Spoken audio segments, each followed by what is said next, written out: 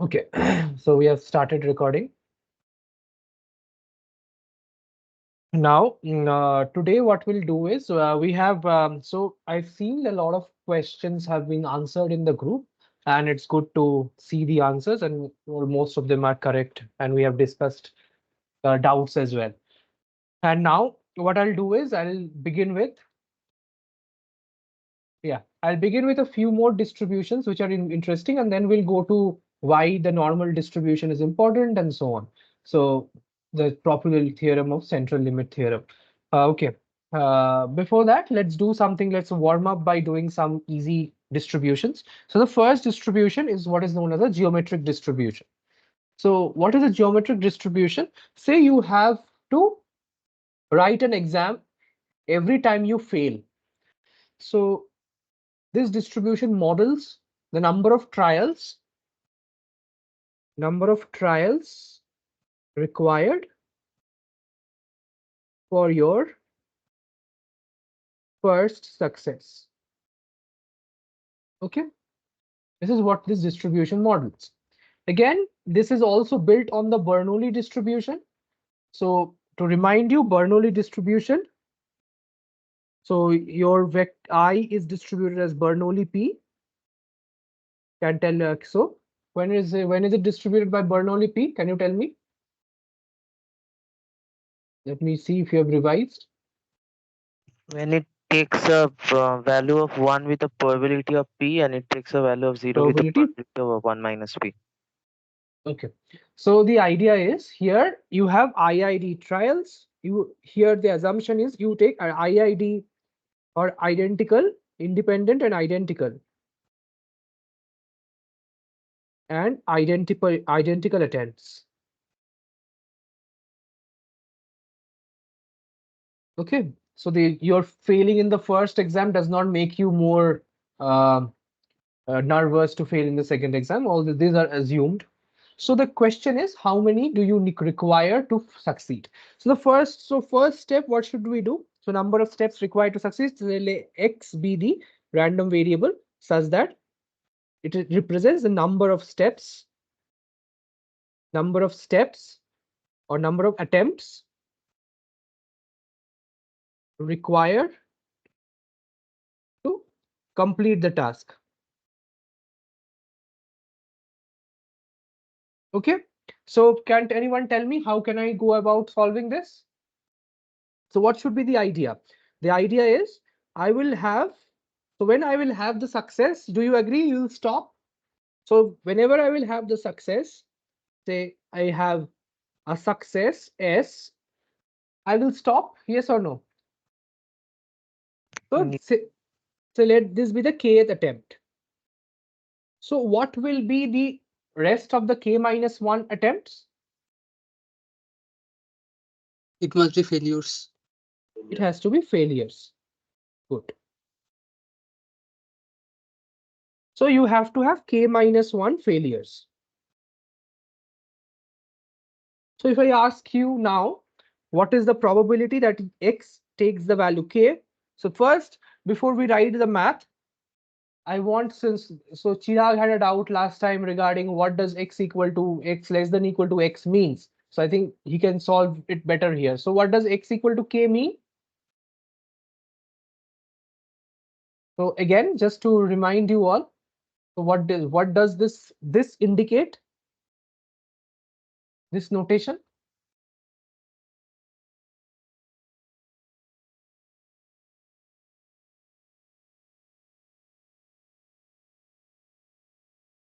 Um, Yeah, go ahead.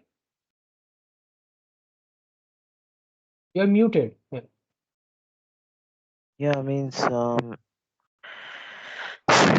the probability of the event for which it maps to that x equal to k on No, the so case. okay, the event. So value k is okay. So if you could speak, so the idea is we define, so you have sample space, you have event space, and you have a probability distribution. In the sample space, you have a set of events. So all those set of events, failure, failure, failure, failure, k minus 1 failure, and success would be the kth one. So this formally we wrote this as all those events omega such that x of omega is equal to k. Okay, so there is only one event like that. So now tell me, what would be that probability? By we have taken them to be IIDs. So that's the hint.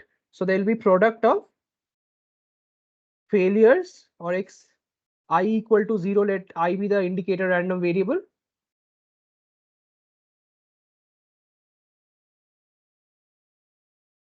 So I have already defined ik to the power k minus 1 probability of I equal to 1. Is this okay? Is this agreeable? So this can be written as probability of failure k minus 1 times into probability of success. That's what I've written in terms of the indicator over here. Is it okay? So what is this? So what does this, what is this in terms of the value? So I is a Bernoulli P random variable. So what would be the value of x equal to k? What would be the PMF? Is everyone following? Yeah, I think, yeah, good. So Chirag has written the answer. It's 1 minus p to the power. So this is 1 minus p. So as Partho has told me before, that this is equal to probability of 1 minus p, and into probability of p is probability of the random variable taking a value of 1. So this we have defined it as a PMF, or the mass function of this random variable. Next, let us do what is the expected value of the random variable. So what is the expected value of the random variable? Do I know? So say the expected value of the random variable, how do I find? So probably expected value of x is summation. Summation of x px. Okay, summation of, let me write it again, x p of x, k equal to, how, from where will k range to? What are the possible values k can take? 0 to means n. 0 to n minus 1. N. What is n? N is not given here. You can have any number. So this is telling you when you will have the success. So k can be up to which number? 1 to infinity. 1 to infinity. You can even write 0 to infinity because you have k over here. No issue, right? Hmm. So k p 1 minus p to the power k minus 1 into p. So what? How will you solve this? Very simple, right? So k 1 minus p to the power k minus 1 summation k equal to 0 to infinity, and you can just take p outside. So now what is this? How do you remember this? How to solve this sum? Arithmetic geometric series. So if I hold this as s equal to this, then Okay. So 1 but minus p. that is also there. But as you can also write a geometric series is right. But here what is happening is, uh, also please check it is a valid PMF. Check that the PMF is valid. This is one thing you need to check, and the second thing you need to do is find the variance. These are your homework, because these are only calculation and will help you to strengthen your ideas. Anyways, so there are few ways of doing this. So I'll do the simplest way. So what is, so you have a geometric series, right? So as you were telling me, so 1 by 1 minus x is 1 plus x square dot dot dot, right? This is this if x is less than equal to 1, right? Do you agree? This is your geometric series, infinite series. We know this from a geometric series. Now what will I do? to get. So this is what is this? This is x to the power I equal to 0 to infinity is equal to 1 by x. But what do we have on the right hand side? We have k to the power I minus 1, and we have multiplied I with that, right? How will I get that? Yeah, so we will differentiate. So 1 minus x squared is equal to I x to the power I minus 1 I equal to 0 to infinity. I can still write 0 to infinity because I, again, for the same reason, 0 will get cancelled if there is a value of x which is not 0. Good. So now what will I do? What will I plug in? I'll plug in x is equal to 1 minus p. Right? I'll plug in x to the power 1 minus p, and then I'll have 1 minus p to the power I minus 1 summation of I equal to 0 to infinity. Right? And on the left hand side, what will I have? 1 by 1 minus p squared, or I'll have 1 by p squared. So what would be your expected value? 1 by p. Right? Do you agree? Any doubt?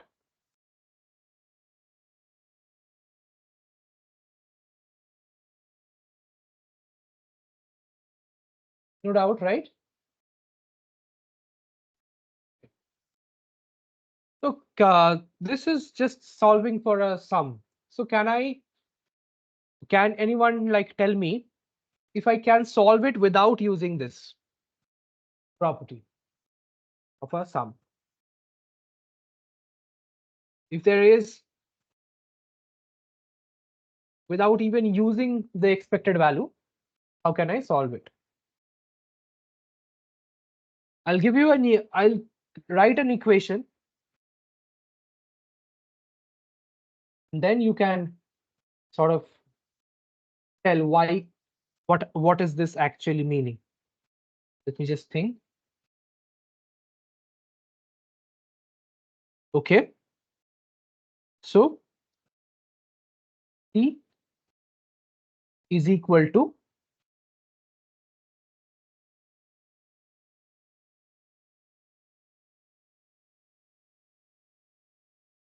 so let C be the expected value.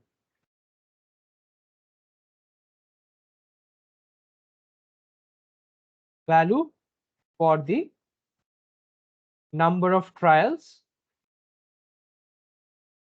for first success. So now if I take the kth condition, so C is your expected value. So at any state, you can have a failure or you can have a success, right? So at step K, you can have a failure, or say this is your expected value is C, you can have a failure or you can have a success. So the idea is that how can you even use this to write your expected value function? So you can have a failure or you can have a success. So what can you do? So you can write expected values of C as, if you have a failure, how many trials will you require? So say you at the Cth, C was your expected value. So then how many trials would you require? You will require C plus 1 trials, right? Plus 1, yes. Right. And with that, probability of failure is 1 minus P, right? Or in other words, you will require exactly with probability P. So I think I made a little bit of an error. Let me just check. P. Okay.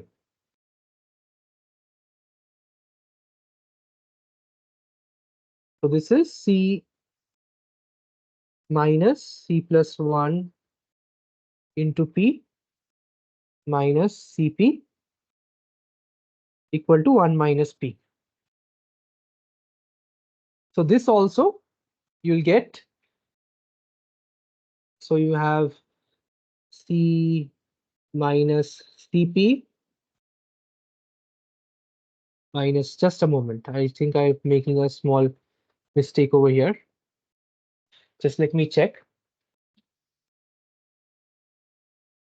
Let me just give me a moment.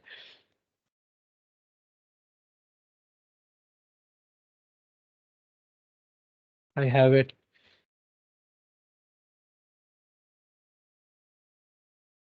Correct. So I was making a small error. So the idea is what I was absolutely, this is right only. I don't know why what was the problem. So C is equal to C plus 1 with 1 minus P, and with probability P, how many extra steps would I require? So the idea is I would only be staying at this. So here you would be requiring C steps, and here you would require no more steps. So you're starting from a particular, so the idea is if you're starting from a particular place, C, with a probability P, you will be requiring only C steps, and with probability C1 minus P will require C plus 1 steps if that's the expected value, or if that's the, so that's the sort of the intuition. So you will not require any more extra steps. That's what it is trying to say. So this will turn out to be C equal to C into 1 minus P plus 1 minus P. Yeah. So 1 minus P. So this will turn out to be C into P equal to 1 minus P. Now, the idea is, so C's value is, so sorry, what did I write? So I'm counting this step, right? Probability P.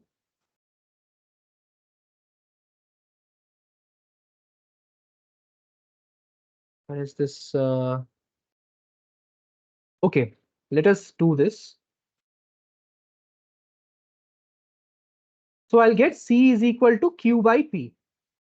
Q is 1 minus P by P. So this is counting the probability that you're including the K minus 1 successes. Or in other words, you can just write C plus 1 as the value of the number of expected value. So I think this is right. Yeah, this is right. 1 by P. So there's this convention is a bit different. So in this convention, what I'm using just is excluding the last trial. So there are K plus 1 trials here. That's why I took 0 instead of K. So that's so P by Q by P is the value of, if you include the number of trials, still I minus 1. So I'll just write this in this format. So number of failures, this is trying to find out the number of failures over here. So number of failures would be defined by, so you can have a probability of failure and you would have K minus, so this is counting expected number of failures. So is that okay? So if the expected number of failures is C, so what would be the expected number of trials you require to complete the thing? You would require 1 plus C number of trials. That's the idea. So and what am I writing over here? I'm writing C is, that's why I'm writing C is equal to C plus 1, 1 minus P. In this case, no more extra failures, no extra fail. Here you have 1 extra fail. Okay. If you have a question, please ask. Otherwise, I'll go to the. So this was just an intuition to show you the same thing, in which you can just use the number of failures and use a recursive equation. In where you fail, you use a C plus 1. Otherwise, you just use C. That's the idea. So with that, can we go to the next part, or should we? Do you have any questions? Data, like we are making one more fail and again we are getting one more success to come back to C. Correct. So the idea is, if C is the number of failures, I can also solve it with the number of successes, but that makes it more complicated with this equation. So if you have, say, K failures, so C is the expected number of failures. So if you have expected number of failures, then what will happen with probability Q or 1 minus P, you will have C plus 1 failures. Do you agree? You will require C plus 1 failure. So if current state is C, if C has already occurred. Do you understand? So if your current state is C with one, so you don't know the current state, whether you have got a fail or a pass. So with probability 1 minus P, you will be requiring C minus C plus 1 trials with, and you would not require any more trials in case you had not, if you had already passed. Do you agree? In this Yes. case, no more trials. So this is giving me number of trials, right? Expected number of trials. I'm writing expected. So this is the, so let me just write it once again nicely. So if I write number of failures, okay, expected number of failures as C, what will happen? There are two cases, just as we had solved, case 1 and case 2. Case 1 would be the case where you failed the current trial. So what is the probability of that? 1 minus P. Yes or no? Similarly, case 2 would be you passed. That is with probability P. So in this case, how many more number of trials do you require? You require 0 trials, right?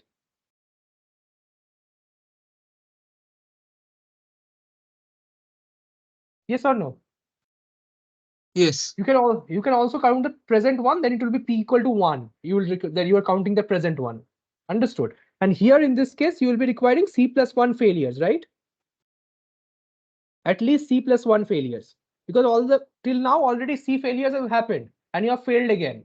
That means you have C plus 1 failures happened, right? Yeah. Yes. So in that case, what can C be written as a recursive equation as? C plus 1 into 1 minus P plus P into 0, where you do not require any more trials. C is already, you have already used all those trials. So that turns out to be C equal to Q 1 minus P by P. So the number of trials you require is C plus 1, that is equal to 1 minus P by P plus 1. That is equal to 1 by P. So what is the intuition behind having 1 by P as the number? The intuition is, if you have a probability of success as 0.5, it will on average take 2 trials for you to succeed, right? Similarly, if it is 0.25, you may require 4 trials to succeed. Yes or no? On expectation. That's the intuition. Is that clear? Okay. I hope that is clear. Please try and solve the question on the variance. But other than that, let us do a interesting thing. That this is the thing I showed you just now, but let us do it more formally in terms of memoryless distribution of a random variable. Okay. So what is memoryless property? So this is a very interesting property. Say you have waited for a bus. So I'll give you the story first. Say you have waited for a bus for 30 minutes and you have not got the bus. If a system is memoryless, then the probability of you getting the bus in the next 5 minutes, given that you have waited for 30 minutes, is the same as if you just came and getting the bus in next 5 minutes. Did you understand? I'll repeat once again. The probability that if a system is memoryless, if you just came to the bus stop and your probability of getting the bus within 5 minutes is same as if you have waited for 30 minutes and their probability of getting the bus in the next 5 minutes, that is up to 35 minutes. Is that okay? This is roughly what memoryless means. That past does not matter. At every state, the system sort of reconfigures or retimes itself, restarts itself. Okay. Is that clear, or is the intuition clear? So at 80, so I'll give you an example here. So you say you start from t equal to 0 and at time t equal to t, you have a time, that is probability time equal to t, and then you have t plus s, right? The idea is that a random way, say bus is about to occur, the random variable being it occurring between 0 and s is same as if you have already waited for t and it is occurring between t and t plus s. That's the idea. Okay. In this case, we have just written the complement of these sets. Is this okay? They are equal. because these gaps are equal. Like, is it clear, or do you want a particular? I I see people that are silent, so that's why I'm asking. Is this okay?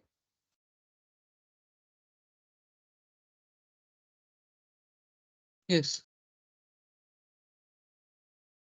Okay, so then how do I prove that? So the probability that a random variable is greater than t plus s, given that x is already greater than t. So I have known that I have already waited at least t minutes. So what is the probability that the random variable I have to wait for more than t plus s minutes? The same thing is can be done in a geometric step, that I have already done t trials or t or more trials. What is the probability that I have to do t plus s trials? S being more numbers, right? So how can I write this? If I what probability is this? How can I simplify this? Any idea? Can you help me?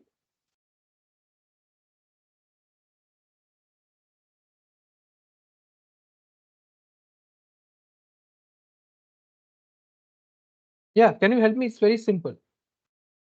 Yeah, Partha, go ahead.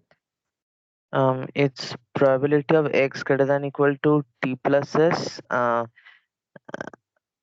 intersection x greater than equal So to t. what are we using here? First step is what?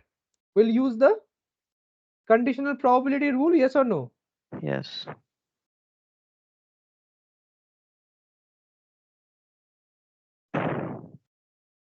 Is it clear to everybody?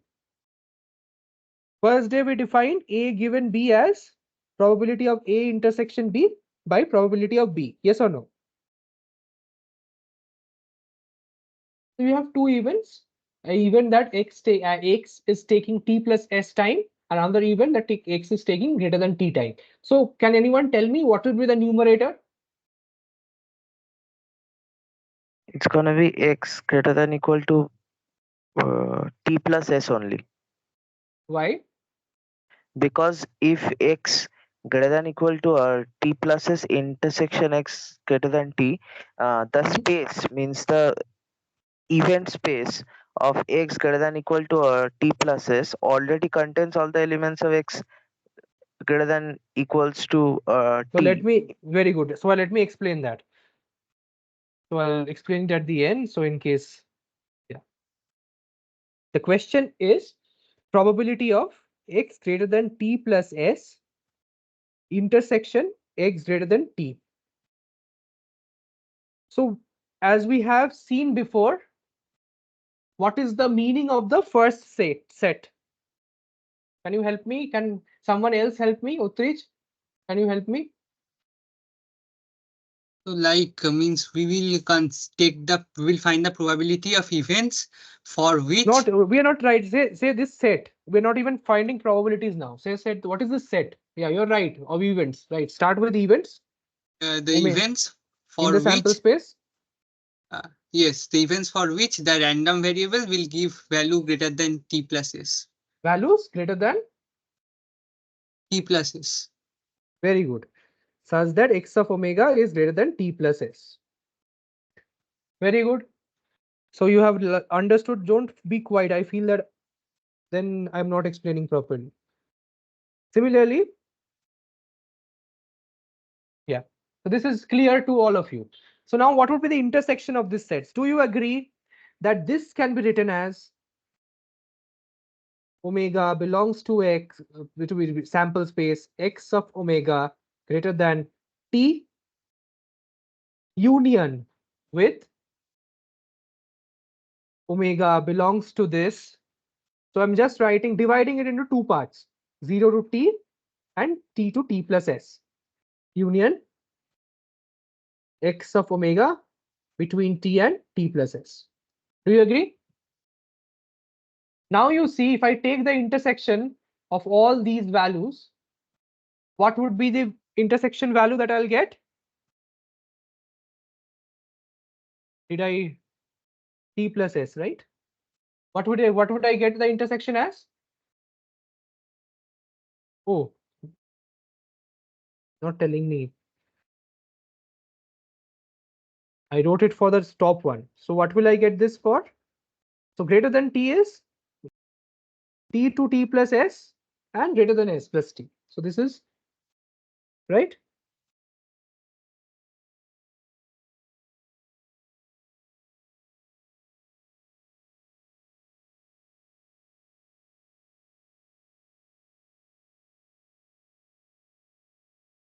Yes or no?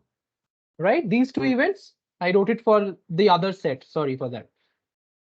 There's a typo. So the random variable is greater than t, means it can be either between t and t plus s. This is the set part 1 and this is part 2. Right? It can be greater than t plus s, right? These two sets. Now, if I represent this as A and represent this as B, so or set S1 and S2, what will be S1 intersection S2? And this is A. So S1 intersection S2 will be A. The t plus s part. Yes, A intersection A union B. And A intersection B is phi, right? A intersection A union by the de Moivre's theorem. Right? This part is equal to the empty set because these are exclusive. I have defined them to be exclusive events. Therefore, they can be, these two are exclusive and I have defined them to be exclusive. So this is A. So the first part. So now everybody has understood that we will get only the part that is remaining is greater than t plus s, as Utrecht told me. So now I just need one thing to be done. That is, I need to find out the CDF or the inverse CDF over here, right? Why did I say CDF?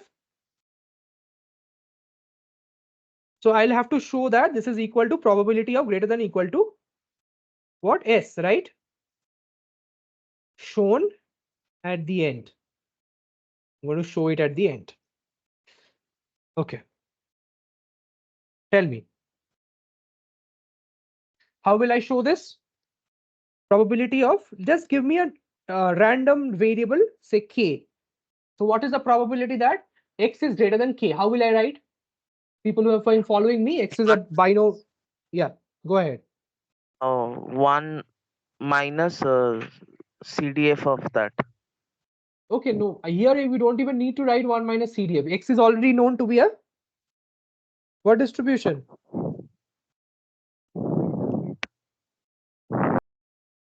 X is a geometric, right? Yes. We are doing it for geometric. So what would be x greater than equal to k?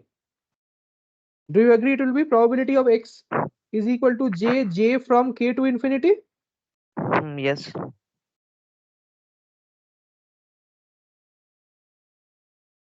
Yes.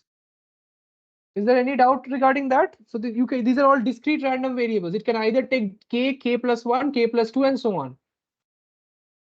Okay, Partho? Yes. Is it not clear? Okay. So what will this be? 1 minus p to the power j minus 1 into p, right?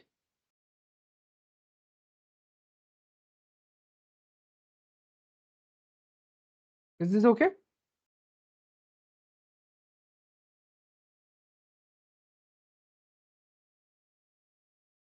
Is there anything wrong with today? Is okay, let's see. So p, how can I make this a simple sum? I will take 1 minus p to the power k minus 1 outside, and what will I be left with? J equal to 0 to infinity 1 minus p to the power of j. Do you agree? Yes or no? Yes. So what will this be? We'll just I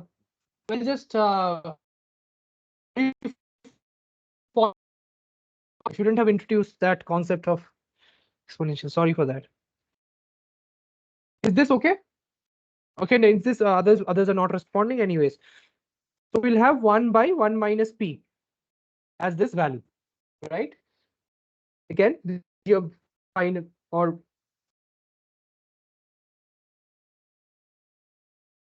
right. So we will have 1 minus p to the power k minus 1 as the probability that x is greater than k. Is it okay? Now, if you are told x is greater than 0, then it is just nothing but it makes sense, right? Let's say x is greater than 0. Then what is the probability that x is greater than 0? It is just 1 minus x equal to 0. That is not possible. So this is defined for k greater than equal to 1. So what is the probability that k greater than equal to 1? You will be telling me that 1 minus p to the power 0, that it is equal to 1. If it is 2, you will tell me if it is 1 minus p. Yes or no? Right? So minimum, how many trials are required? Partho, how many trials are required in minimum? It's 1 then. Yeah, minimum 1 trial is required. So what is the probability of how to check? I'm just trying to show you. What is the probability that greater than equal to 1 intuitively? It's 1. Is it 1, right? Is it matching here? Mm, Just put yes, means k equal to 1. You'll get 1 minus p to the power 0, that is 1. Similarly, p greater than equal to 2. What is the probability intuitively? 1 minus p. Why?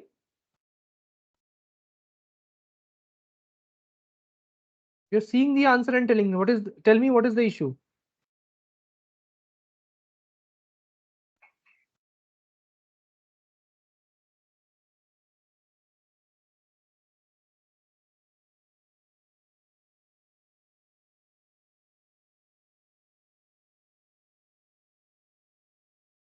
So it is 1 minus p. When will it be 2? When will it be 1? You tell me.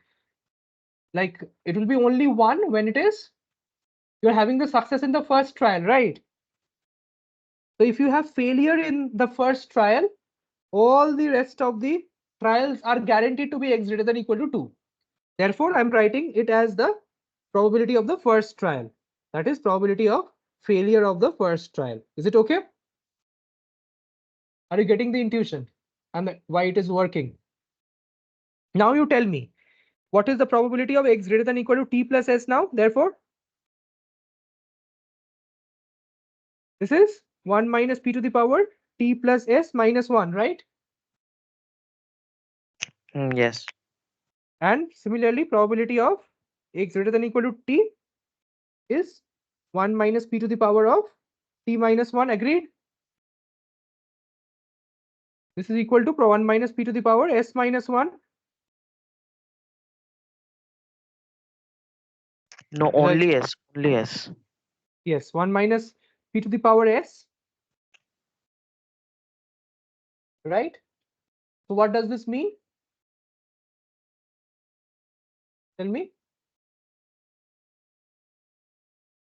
This is same as the probability of x greater than equal to s, right? No, It should means it have will been. be minus p whole to the power s minus 1 then. So this is, you're saying, okay. So you are having t minus 1 in the denominator, and then in the numerator you have t plus 1 minus 1, right? Both of them will have minus 1. Both of them will have minus 1. You're right in that way. So you will have 1 minus p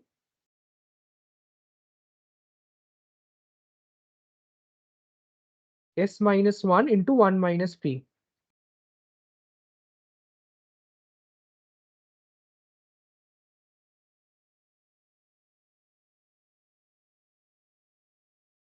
I think should we not take the kth term? So the term that we are having a problem over here is with so this should turn out to be s minus 1, but why aren't we getting that? P is equal to p is cancelled, but one of them will be t plus s and greater than equal to t. Okay.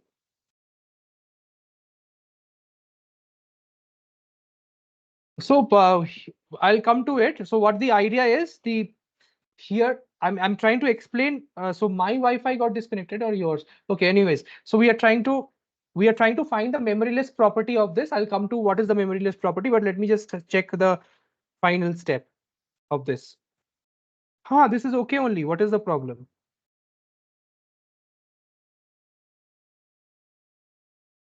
So when will this be? What does this mean? Do you agree that this is also does mean that x greater than equal to s plus 1? Yes or no? Do you agree? As you were pointing out, Partho. Yes. So what does this mean? Probability that x is greater than s, right? So here the thing is, it should have been greater than t to be like more concise. Then you would have not equal to t. In continuous distribution, I have made a little bit of a mistake. So this is should be greater than t. Okay, then you have no problem, right?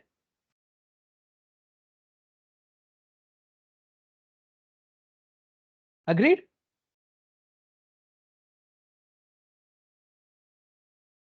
Yes or no?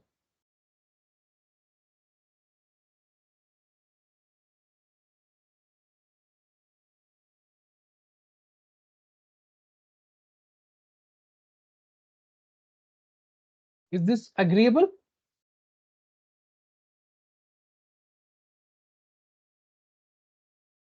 There Yes. was this now, Partho, did you understand why where we were having the problem? Because now to explain Mm. this, anyways, I will be explaining what he's trying to ask. So he's asking me what is this question? Did you hear the part, Chirag, where we describe the intuition of memoryless? That I have already waited t seconds. What is the probability that I'll have to wait t plus more s seconds, right?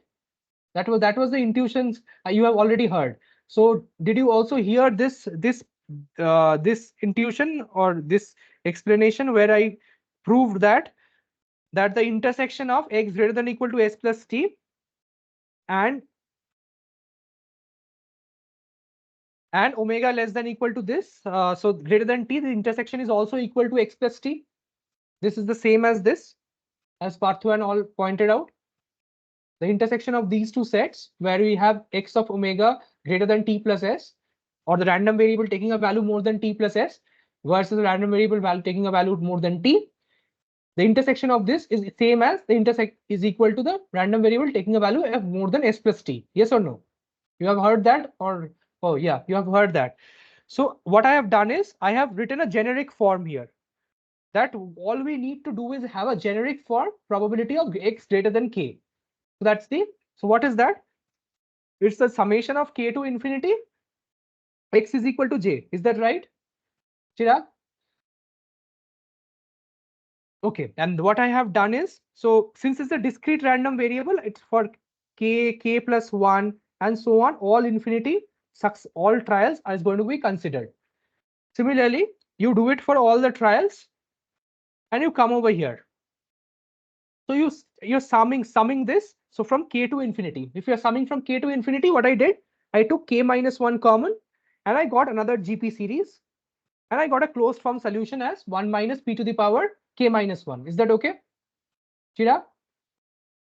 This simple GP summation. And that's what I'm using. So as Partho rightly pointed out, I had made a mistake by putting greater than equal to sign for the geometric distribution. So that is good that you're paying attention. If you put equal to, then it will become -1 and it will only become, this inequality will not hold. So this is bit tricky for discrete cases, but for continuous, as you will see, it's not a problem. Did you understand? Is the confusion clear? So you know it is not t, because at t you have a Dirac delta where you're increasing the probability. So if it's more than t, then you will have the same thing. Is it okay, Partho? Yes, actually, because the thing occurred, Yeah. because what I guess is that uh, when we are saying that p is greater than equal to a t plus s, and Uh, then we said that it should have been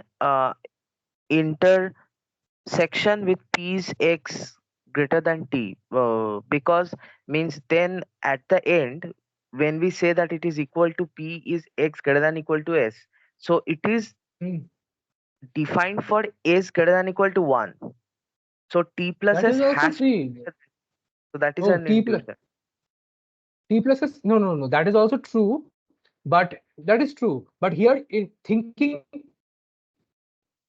wise, T has to be defined. So mathematically defining for this discrete distribution, T has to S has to X has to be greater than T. Otherwise, this will be like otherwise X has to be greater than S. And you're right regarding saying that, but S has to be greater than 1, right? That's what you're saying, Hmm, isn't it? hmm, hmm, hmm. Yes, yes. Yeah. That is not true for a continuous case, as you will be seeing now. So yeah, it's good that you're understanding. So I'm taking a bit more time, but it's okay that you're understanding, then it's okay. Now, there's also another. This is a geometric distribution you see in tennis matches. Every match where you have a geometric is where you generally have k set matches and so on. You can add them together. You can have negative binomials. You can check my previous course where you have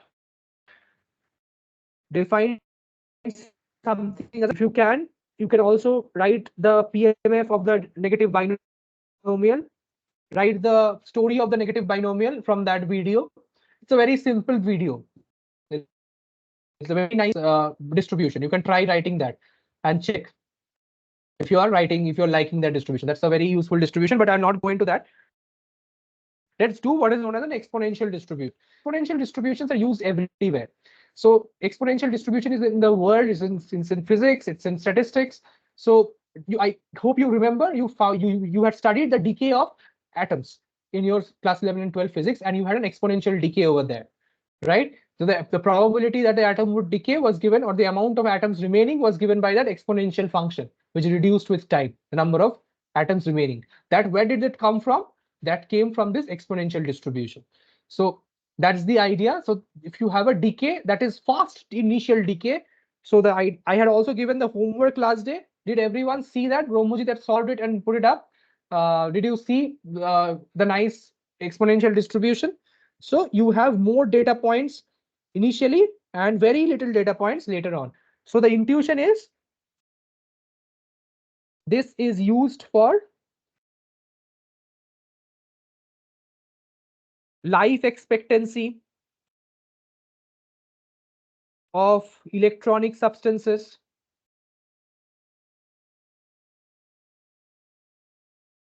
life of an atom, radioactive element, and etc. etc. The list goes on forever, right? So let's see what does this distribution mean.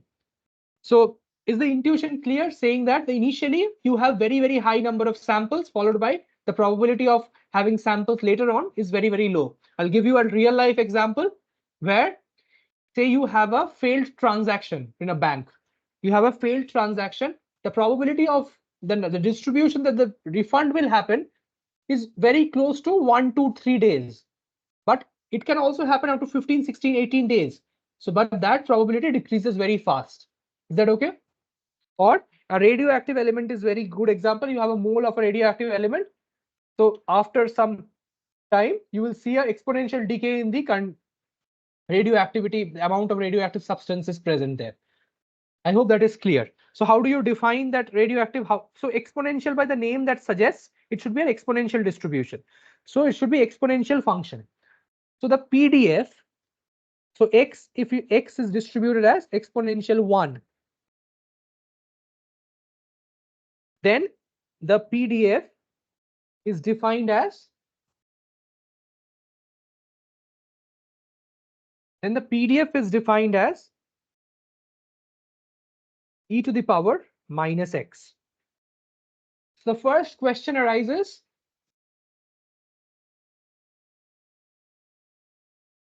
my question to you is it a valid PDF?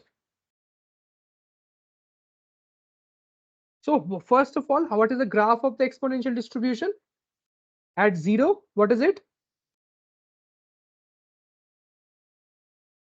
It's 1, And then what will happen? and then it will steadily decay with x, and it will be asymptotic. Asymptote, X-axis. yes. This is the exponential graph. So you see, this is itself giving me the distribution. So do you agree that if you had it for minus infinity to x to infinity, you would not get a PDF? Why? Can you tell me? Why would you not get a PDF? Time has to start, the idea of time has to start at t equal to 0 or some fixed frame. Why? Why is it the case? Because area under the curve will become infinite. Very good.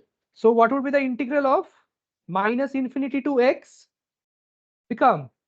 So minus infinity to infinity become of e to the power minus x.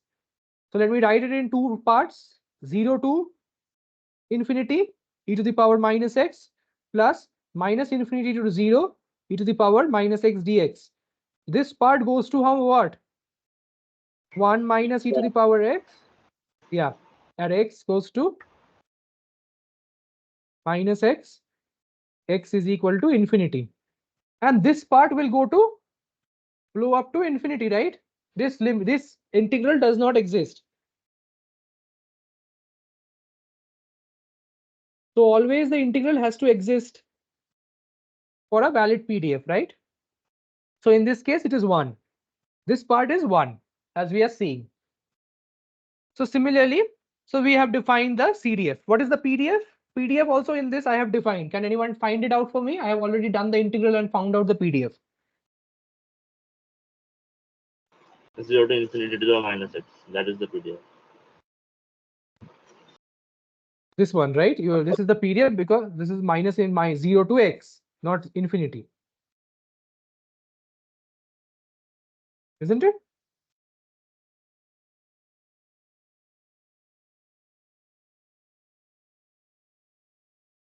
Is this okay?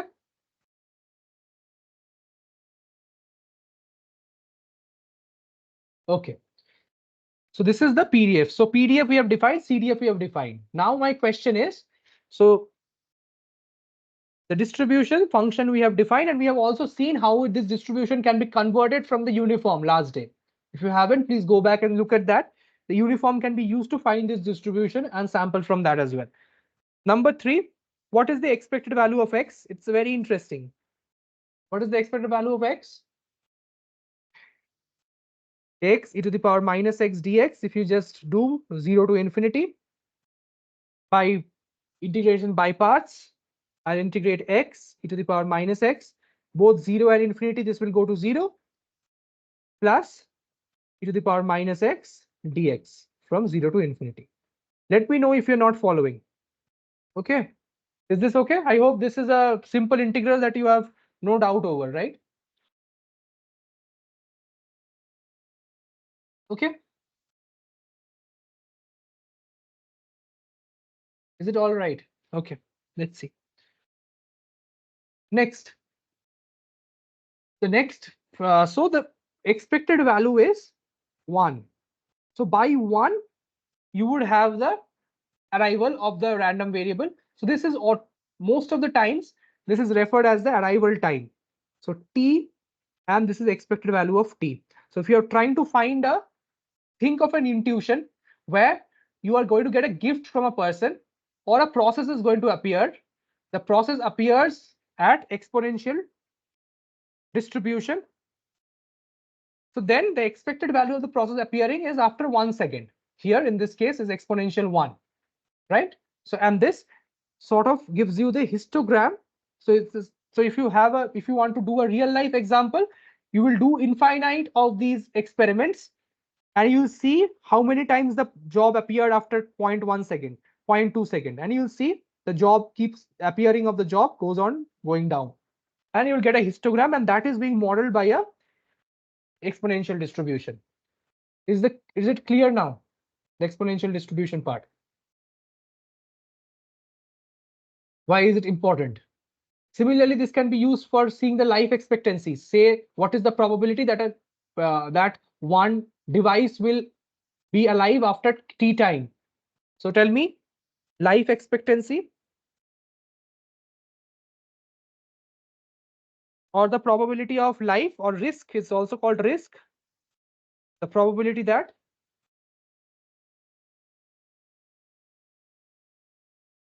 So if you tell me what is the probability that the life expectancy is, probability that life expectancy is at least t, what will it be? And x is modeled as an exponential as always, exponential 1.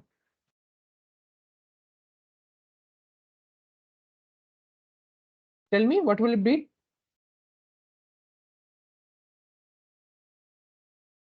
Yeah, I think only one person is following. Partho or Outreach. What will I do?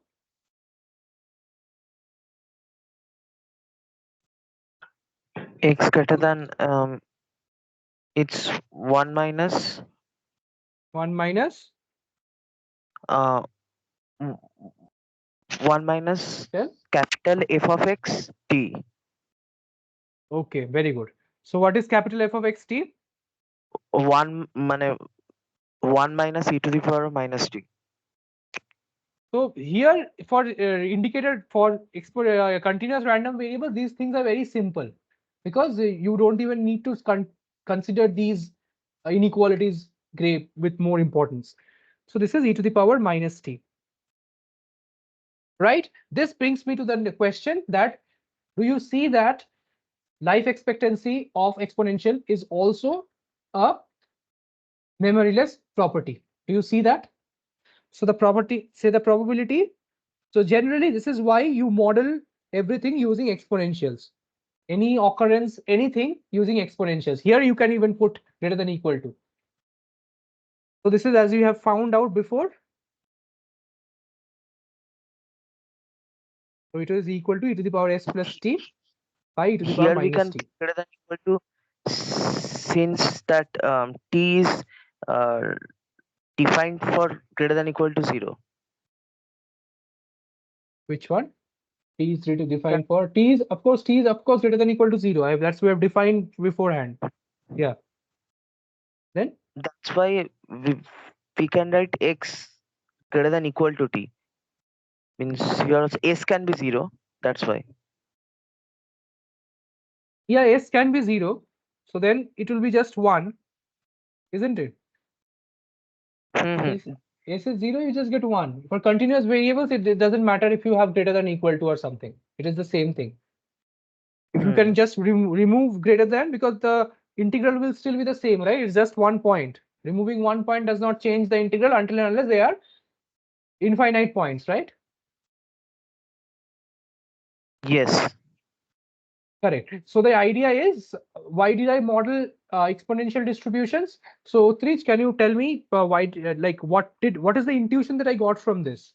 Like if you got some idea, why am I using this exponential distribution and why it will be useful? Give me an example. Can you give me an example? Just from this derivation that I came up with. Then last one.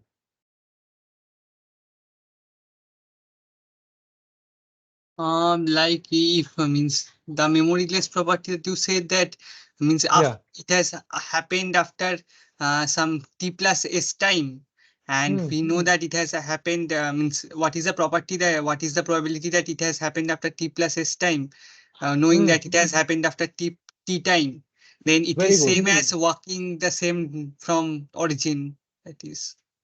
Yeah, very good, very good. So exactly, but then that you would have also been able to do with a geometric. In exponential, the good thing is it could be modeled as it can model job coming to a processor, jobs to a processor, the number of people, say now the first person arriving at a job, first person arriving in a bank. Okay, time of the radioactive decay of an element, life of a microwave by any electronics. Is it okay? So they are Can you explain the first one? Jobs to a processor. I the couldn't job relate of actually. others.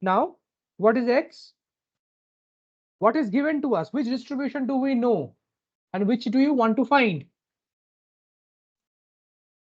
Fyy we want to find, fxx we know.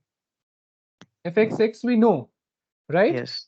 So fxx we know, fyy we want to find. So what is f of x of x? How will I find fy of y? Dx dy into fx of x. Tell me what will I do now? What is dx dy is lambda. Lambda. And then what is fx of x? E to the power fx. minus x. Now, nice. What is x over here? You forgot that we had written fx of capital F of x E of to x. the power of minus x by lambda, sorry. No, by lambda. So yeah, so x is equal to lambda y, isn't it? Yes or no? I'm just writing x is equal to lambda y. Simple. So this will be lambda y. Right? So important result, I think O3 told me that he will see and tell me, but we had derived a important result, that is f of x is equal to f of y if y is some g of x. That's what I'm writing. There's some again a network lag today. After first class, I'm having a network lag today, network issue. Okay, so is this clear? So how did we change? This is simply transformation of random variable. So here also you can find out what is the expected value of x. You will see it is 1 by lambda. You can also find, so let's do the expected value and then you can find variance of x and so on. So what is the expected value of x? Or here y in this case, so y into lambda e to the power minus lambda y dy from 0 to infinity, right? These things if you don't ask, I'll just do the calculations because I guess you will know how to do the calculation. So okay, I'll do integration by parts. I would integrate this and differentiate this. So on integrating this, you'll get minus lambda y 1 by y 0 to infinity plus lambda e to the power of dy 0 to infinity. This goes to 0 and this goes to 1 by lambda. Is this okay?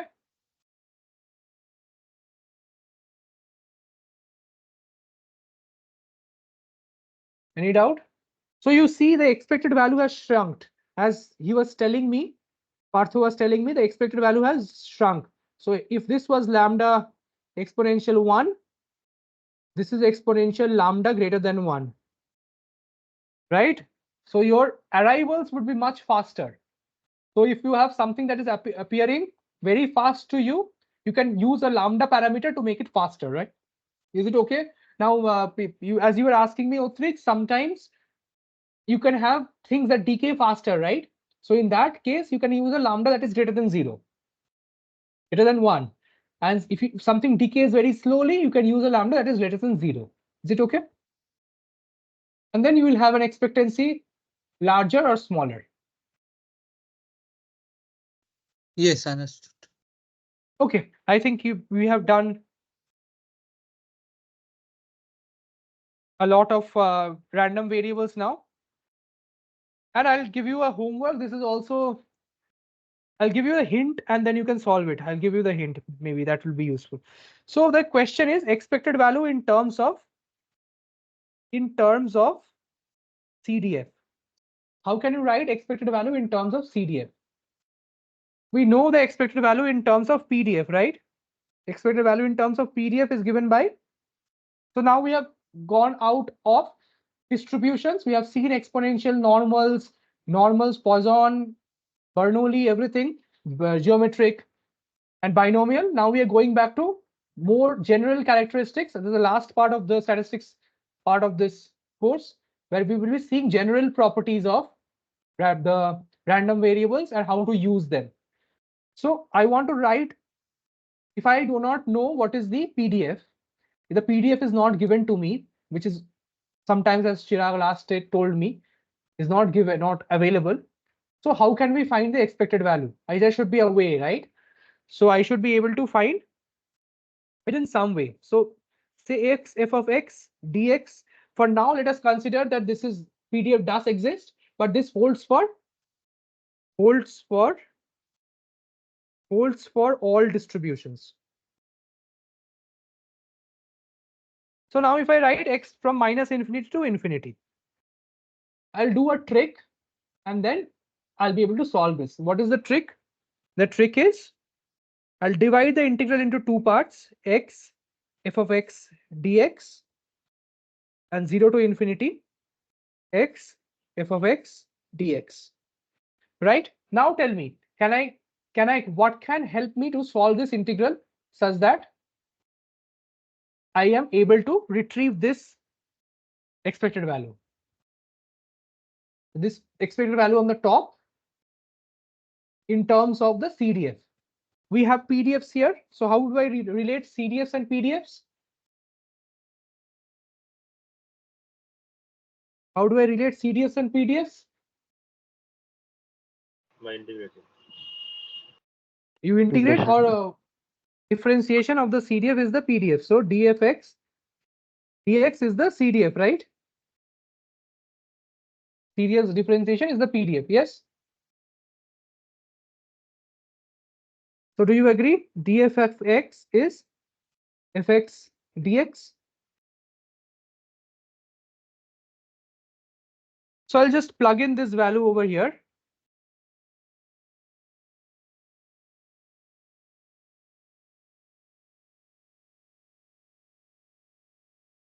Okay, understandable?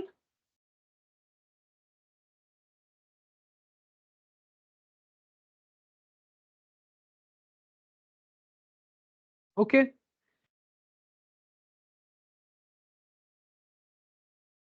So now what will I do?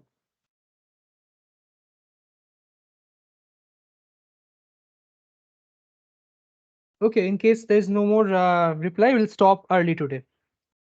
Stop. So what is the thing is, here I can derive two parts. See, I've written x greater than 0 and x lesser than 0. For the x lesser than 0 part, I have f of x dx, and for x greater than 0 part, I have 1 minus f of x dx. So what is the trick that I should use to get these terms? Just see if you follow. Minus infinity to 0, the value of x remains the same, and I write I keep this the same dfx of x. And for 0 to infinity, I change a bit. What do I change? I make this d of 1 minus f of x.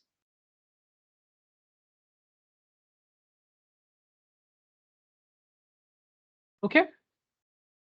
I make it d of 1 minus f of x. I divide it into two parts.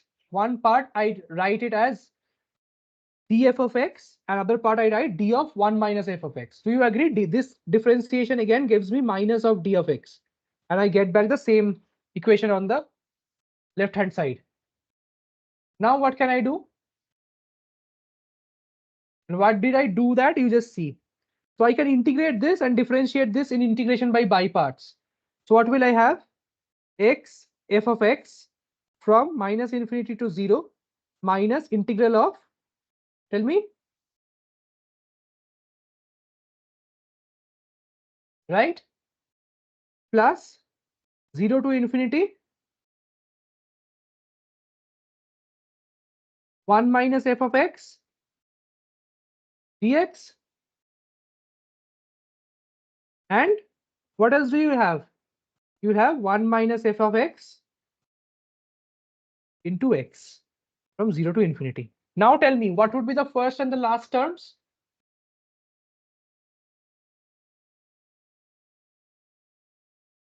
What would be term 1 and term 4?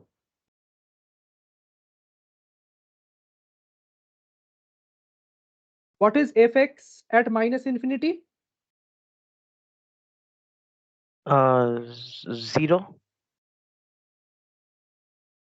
And what is fx 1 minus f of x at One, infinity? one. Is it 1 minus f of x at infinity? No. Oh, 0, 1 minus 1. Both are 0. So you have 1. So the left, so if you use fundamental theorem of calculus, at 0 also this x will make it 0. At infinity, f of x will make it 0. So these two terms will go to 0. And you'll be left with two terms.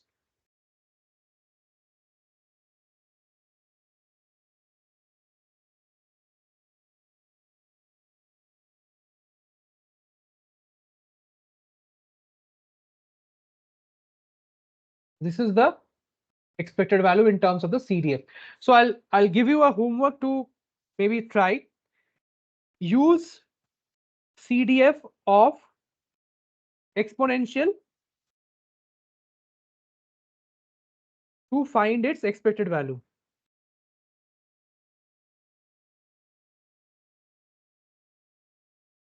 This you can do, and also do it for the geometric. Okay. Geometric is because I want you to do it for a discrete case as well. So for discrete case, what will this be? Can anyone tell me?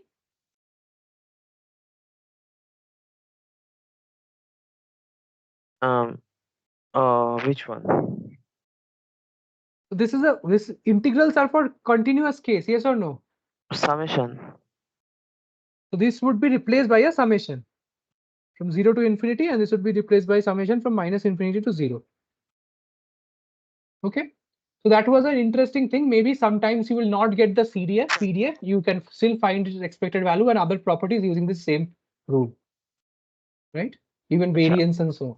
Yeah.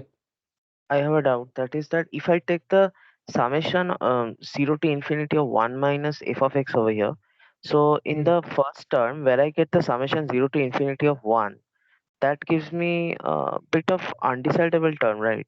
It gives me infinity. Which term?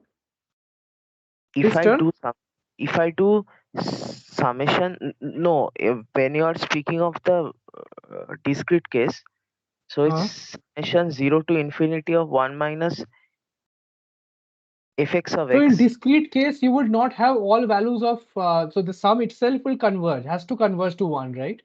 So I'll give you an example. So a 1 minus f of x of x. What is 1 minus f of x? X less than equal to x, right? This is what I'm saying. X is equal to 0 to infinity, right?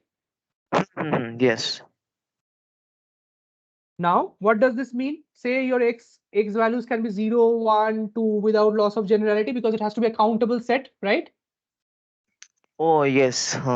Yes, yes. So let this be your set. So then what can I write this as? I can write this as summation of k equal to 0 to what, x? Probability of x is equal to k. This is a very, very general proof that you can use. So each of these individual terms will be converging. Okay. You will not have undecidability. So like if you're using a geometric, so for every x, you will have these terms come up. These brackets would become larger, but you would still have the expected value as 1 by p. Right? Yes. Because the biggest term will converge, has to converge for any random variable, for any distribution. Otherwise, how will the integral be equal to 1, right? Yes. Okay, so that was all about distributions generally, but now how do we characterize more moments of a distribution? That is, we found till now, so you can use, we have already done this. So what did we see all this while? We had seen expected value, right? We had seen expected value of x squared. But there are also other important moments of a random variable like cubic moments to the power 4 moments and so on. So we in the Gaussian, I only know 2 moments. but it can still have variations, may have third degree moment changes. So how does x cube change across x? And so on. So there can be x4 moments and so on. So how do I characterize all of that? So that's the question that gives me, that is answered by moment generating function. Remember that this function may not always exist. We'll see when it does not exist just now. May not always exist. I'm just giving you the disclaimer up front. So to make it exist, you may have to use t as some complex number ju, but this is beyond your scope. It's not difficult, but just doing the same calculation with complex numbers, you don't need, we don't need all these things. Just to make you aware, I'm just telling. So this is a generalized moment generating function, but we'll be only dealing with real valued moment generating function. So let's see what is a moment generating function. So moment generating function is defined as Dada, x. Yeah. yes, can you tell something about moments in general, about that you told x cube? I'll tell. Any moment, say what is moment of inertia, what is your angular, say your mass, your what moment of mass. Do you recall your moment of mass or Yes, your integration r squared dm, that thing. correct? So your integration was r squared dm. Similarly, r dm gave you the, this is your moment of inertia. Similarly, this is the center of mass, right? Center of mass is the sort of the expected value, the first moment, yes or no? This is exactly the expected value of the where the particle is likely to be. Similarly, the Yes. moment of inertia is the second moment. You can have in bodies, you can have third moments as well.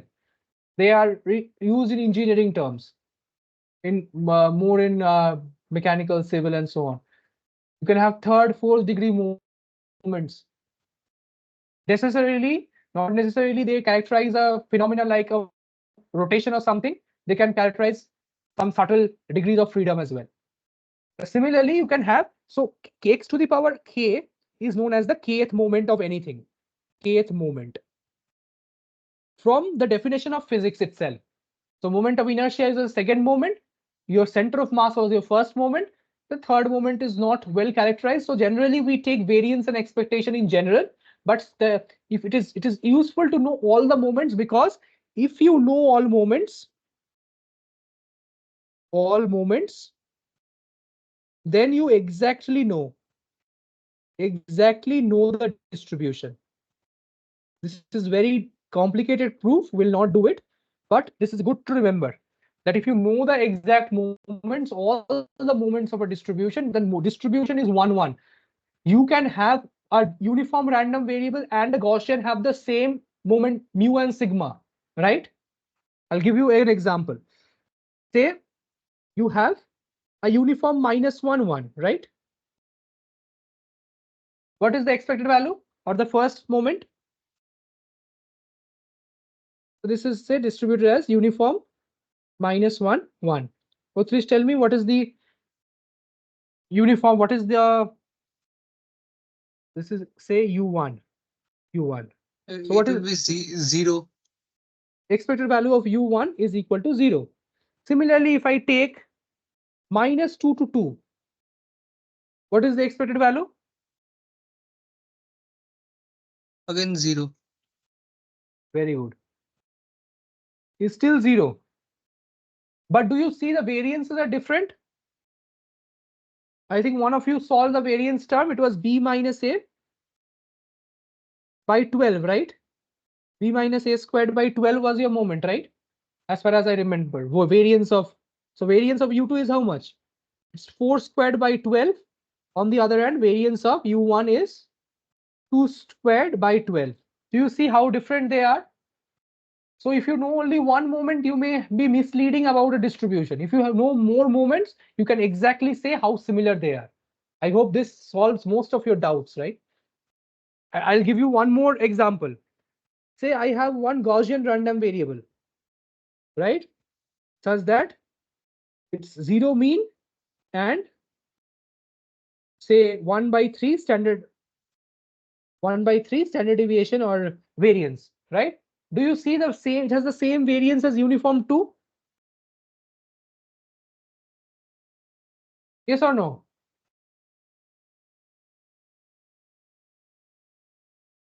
Utrecht? Yes, yes. Do they have the same moments? So same first two moments. So, but are the third and the fourth moment also same? See, for uniform, you will not have same clearly, right? For uniform, what will be the, so it's A to B, third moment will be x cube dx, right?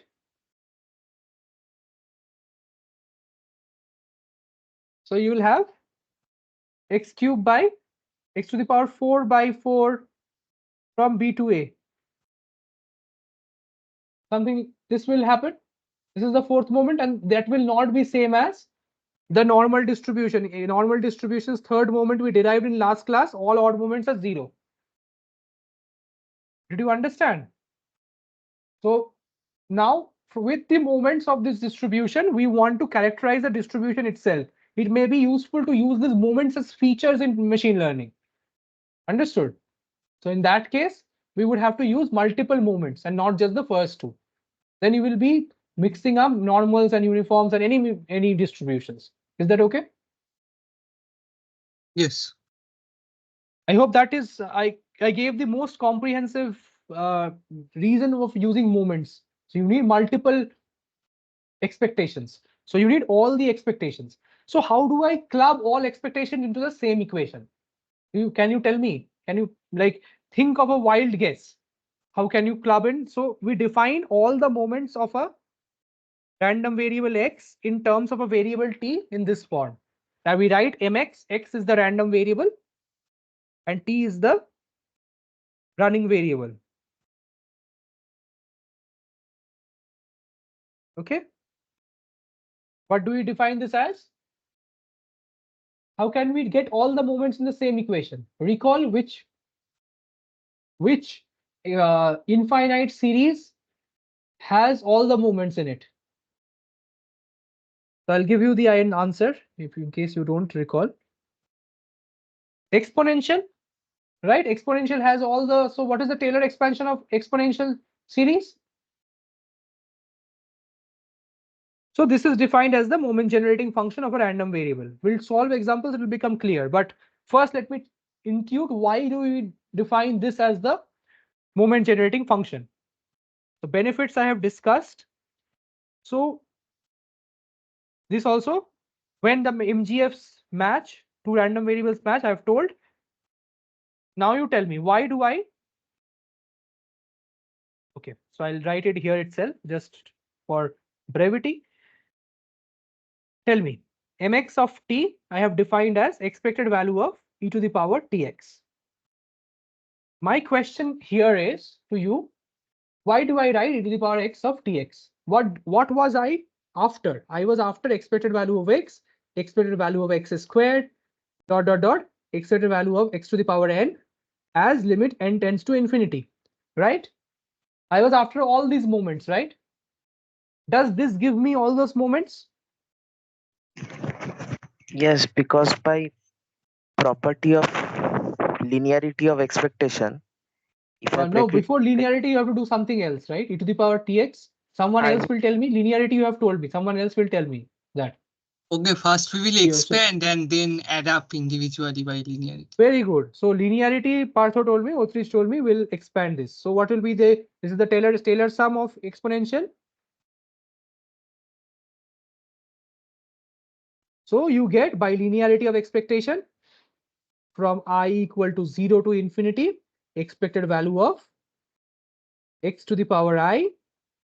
T is a constant I can take outside, t to the power I by I factorial. So now if I tell you, so now I'll give you questions. When I give you questions, I will not give you the distribution to do all the hard work. I'll give you the MGF directly and tell you what is, find the kth moment. How will I find the kth moment? If I'm told you to find the kth moment, find the kth moment. Tell me what is the kth moment in terms of mx of t assuming it exists.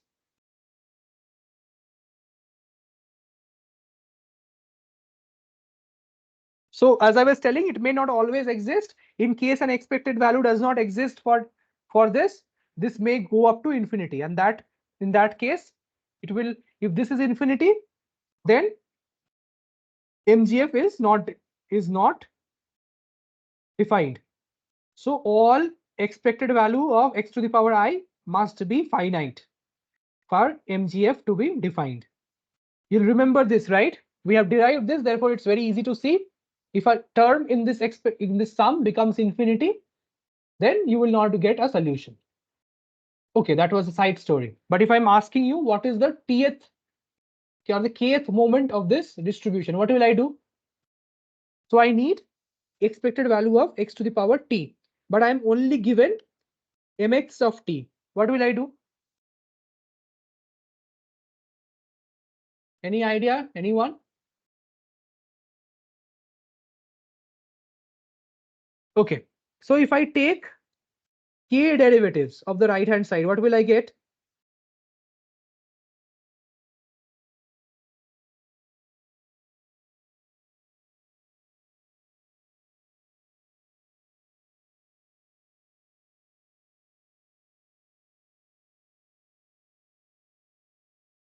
What will I get?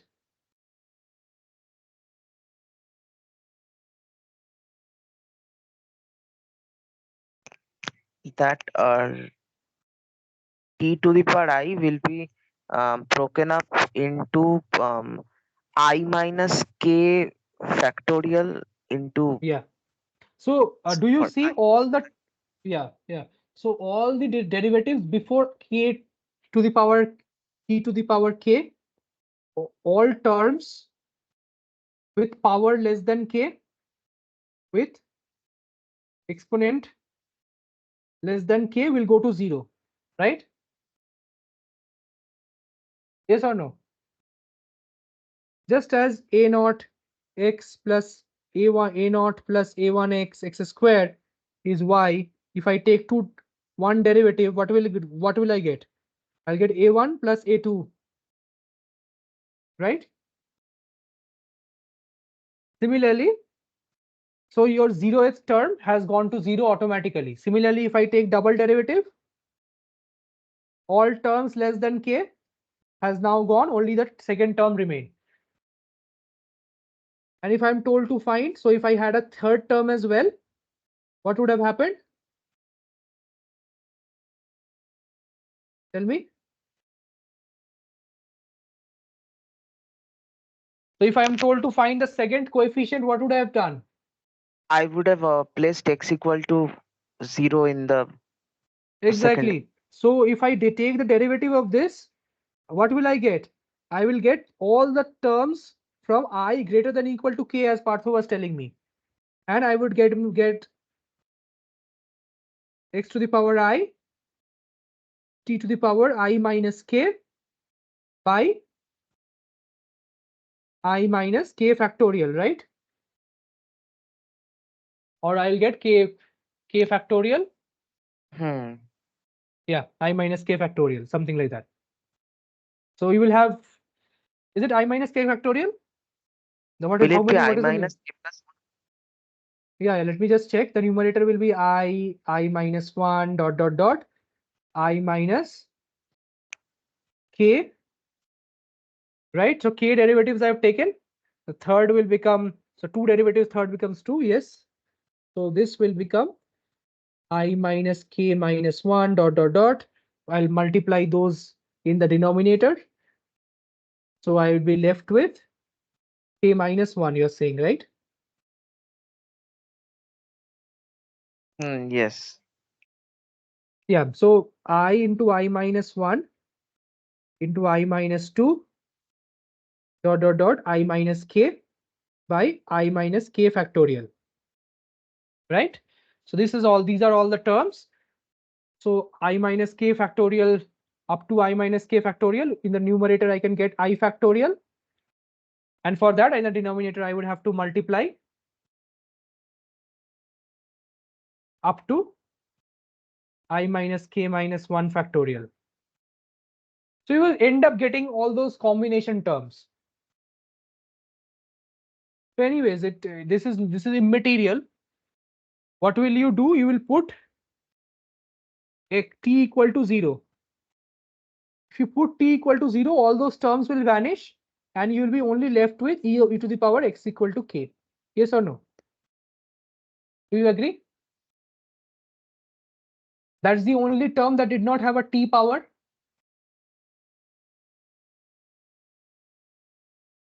I guess that is okay for others as well. Yeah, Partho is saying okay. Chirag is saying okay. Good. But I'm just a bit confused regarding this term. This is I factorial in the denominator. Sorry for that. So that's why I was a bit confused. So if it is I factorial in the denominator, you had to multiply up to I minus k minus 1 factorial to get an I factorial. So Partho was right. You got it right in the first go itself. Very good. Yes, good. But it doesn't matter. So you just put, so now the idea is, so this is the importance of this. So I had initially thought I'll give this as homework. Anyways, this guarantees that I get the kth power of, or the kth moment of a random variable just by taking the kth derivative of the MGF and putting t equal to 0, right? This is a very nice exercise to do. Try to do it for some examples that we'll solve now. For example, I'll show it just now. So let's take a normal distribution. So first question, what is the NGF of the normal distribution? So number one, I'm going to do. So here 3 to 6 is a 3 to 5 is a homework. I'll do 6. So one I'll do. Tell me. So MGF of x t is equal to question mark where x is distributed as normal mu sigma squared. So how do I start this question? How do I find the MGF?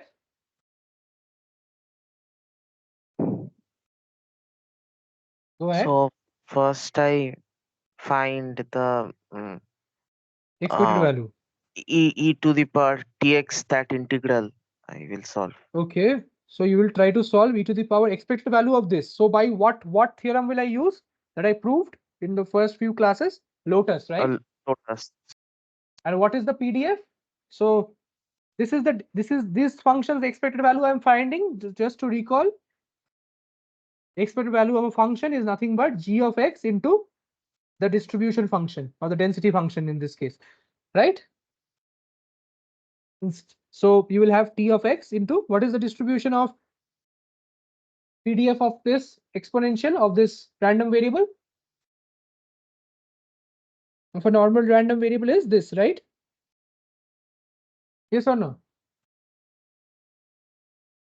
Do you agree?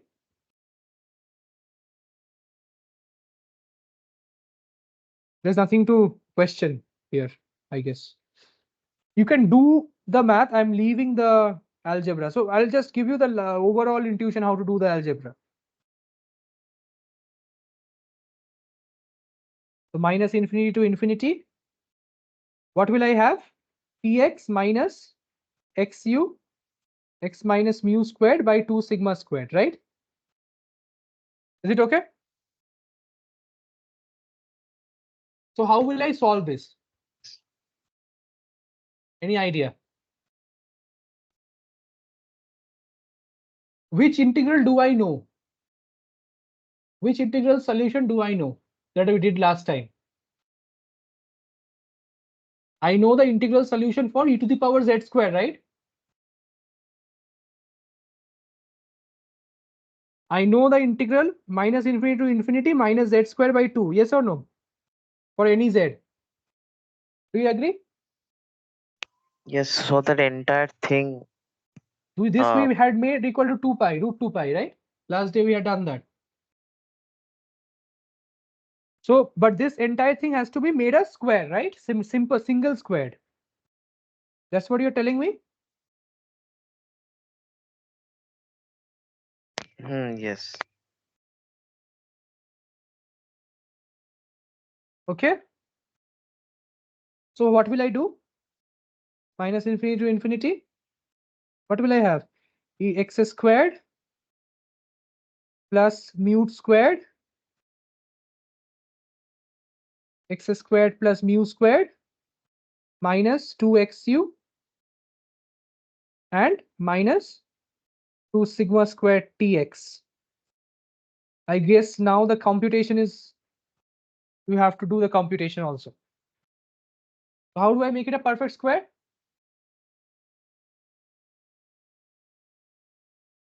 How do I make it a perfect square?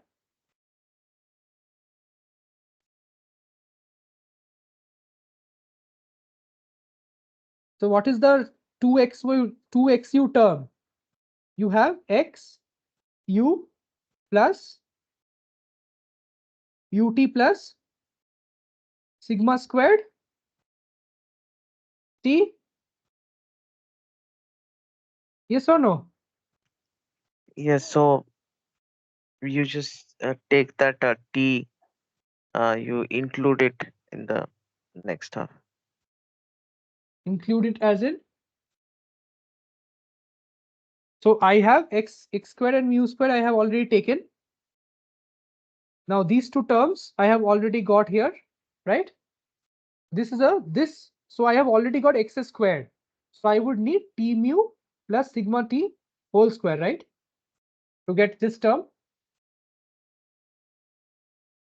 Isn't it? So then this and this will perform a perfect square. Yes or no? Yes. So what will I have to subtract? To remove things from this, I will have to subtract. Tell me.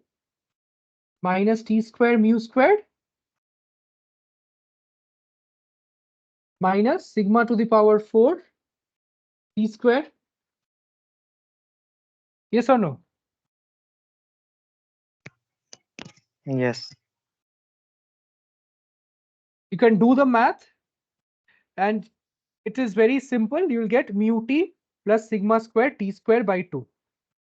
This is what you'll get as the CDF, right? Is it okay? You can just take, so this calculation is not that important. They're not important. What is important is using this calculation in the next question. How do I solve this? So my question is, how do I use this? So for what is it for normal 0, 1 distribution? Can anyone tell me? So this is your expected value of e to the power tx if x is distributed as normal mu sigma. So what is your normal? What is the expected value or the moment generating function for a standard normal? You'll see why I skipped the calculation. You can try do this calculation homework and validate this output. I have already done it in my previous course as well. You can check that as well. What would be the value for this? It will be e to the power t square by 2, right? I'm putting mu equal to 0 and sigma equal to 1. In case we haven't seen the previous session, please go back and see it. Otherwise, you will not follow anything in normal. So everything will be normal distributions now. The mu I'm just putting to be 0 and sigma I'm putting to be 1. And I'm getting e to t squared by 2. I'll show you why it is required. The second question is, what is the sum of or the difference of two normals? And you'll be doing it in number 3 to 5. It will be useful for you. So what is the distribution? So if I'm asking you, say now I don't even tell you have to use MGF. I am given you two distributions, x1 as mu1 sigma 1 squared and x2 as normal mu2 sigma 2 squared. My question to you is, what is the distribution of x1 minus x2? What is this distribution? So if I ask you this question, given that x1 and x2 are IID, are independent, not identical, independent. Yeah. Now is the use of moment generating function. So what is the property of MGF? Did I tell you first in the first go that MGFs are unique to distributions, right?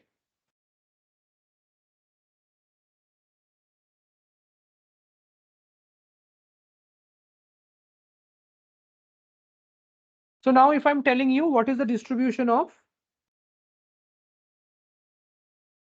x1 minus x2, what will you tell me? What would be the MGF? That integral of e to the power You will solve the integral. Will you solve the integral?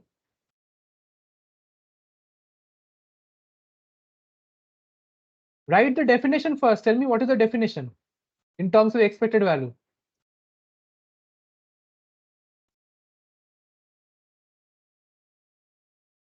Okay. What has happened?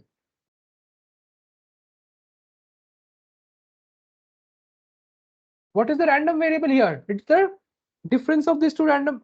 We have done so much difference all this time. So y equal to x1 minus 2x2 is the random variable. So what is this is the expected value you need to calculate.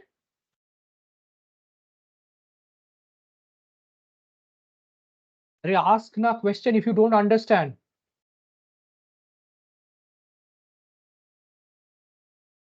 Now tell me if you have understood. Partho, tell me how to do the next step. Tell. Tell. And if you can't tell, then you tell me why are you not asking and what is the problem. Tell either one of these.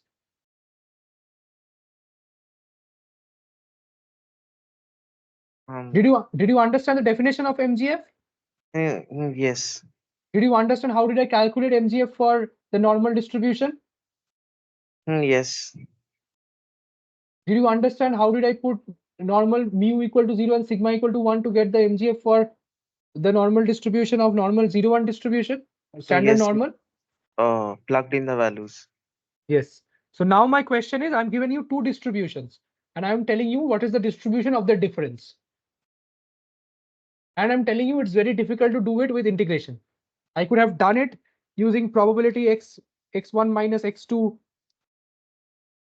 less than equal to z and done double integral and solved it. But it is very difficult and very not difficult. It's very calculative. You don't need to calculate so much. Can I take ln and then separate Why do you them? need to take log? It is x1 minus x2. What is the x? What are you saying? This I can write. Can I write this or not? Can I write this? Yes, yes. Now what can I write? X1 and x2 are told to be? Since they're independent, yes. We do can one step, maths will automatically happen. Don't just sit quietly or ask question. See, now independent done. Now authors tell me what will happen. What is the MGF first one? That's why I derived the MGF for the first one. What would be the MGF of this? Oh, that big expression that is e power. Yes, e to the power t mu plus sigma square t square by 2. I want this. So people, Brahmojit and Partho and Chirag has all solved questions. Utrij, I would like you to complete these 3 questions that I have given as homework and submit in the students discussion. Okay. Since you were not present last day, I may think you have not followed the last class. You are having exam. Your exam is over? No, it's going on. But Okay, yes, so I then couldn't complete the full session. yeah. Well, once Understood you the have first part. completed the session, then you go ahead, solve these 2 questions and submit it. Maybe at the end of the week also submit it. Otherwise, you'll fall behind. In machine learning, all we'll be using is normal distributions most of the times. Okay. So again, I'll be plugging in the second equation. So what will be the second value? Again, as I told you, so t into minus mu1 and plus sigma 2 squared, because minus of sigma 2 will still become the same, t square by 2. So what will I get? Tell me. The product will become e to the power t mu1 minus mu1. mu2. Yes. Yes. And sigma 1 squared, sigma 2 squared, t squared by 2. So what distribution is this? Normal, since the MGF is unique Exactly. distribution. Very good. So this is why I told you this. This is how everything becomes to a complete circle. So this is a MGF is unique, therefore, and standard deviation cannot be negative. So you will not have. So the idea is even if you subtract two normals, you can only have variation increased, but your means will still be the difference between the two, and your variation will increase. I'll write a program to see this, then you will get. So do something like sample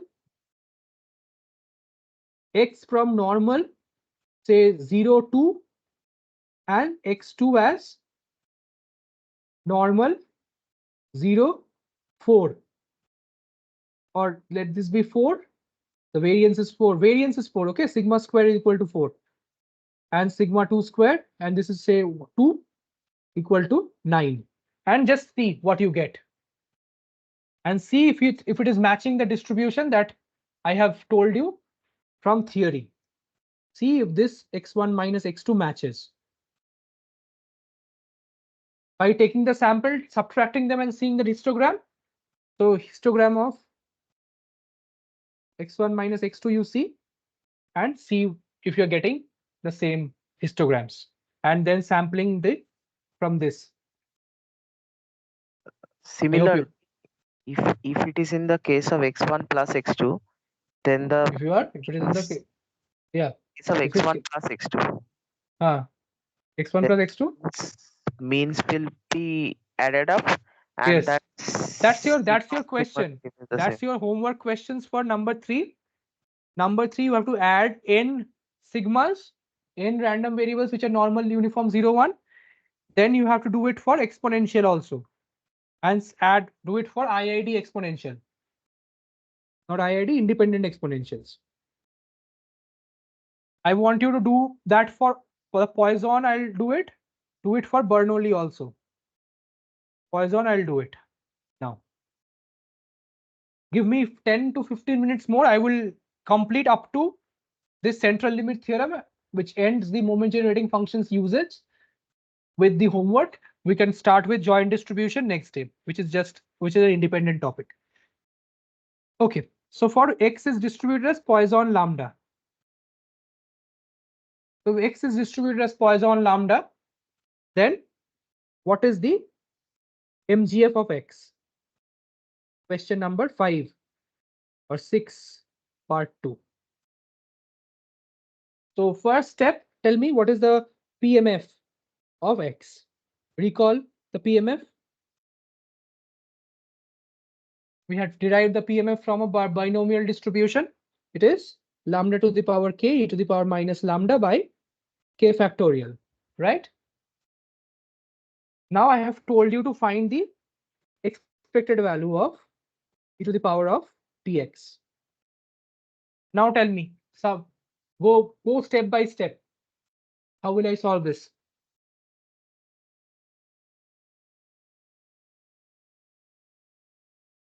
K equal to 0 to infinity. I'm helping you out.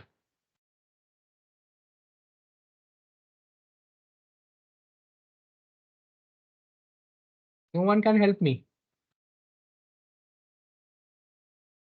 So we will use that e power e of gx thing, e power Yeah, you will tx use into E of lotus, right?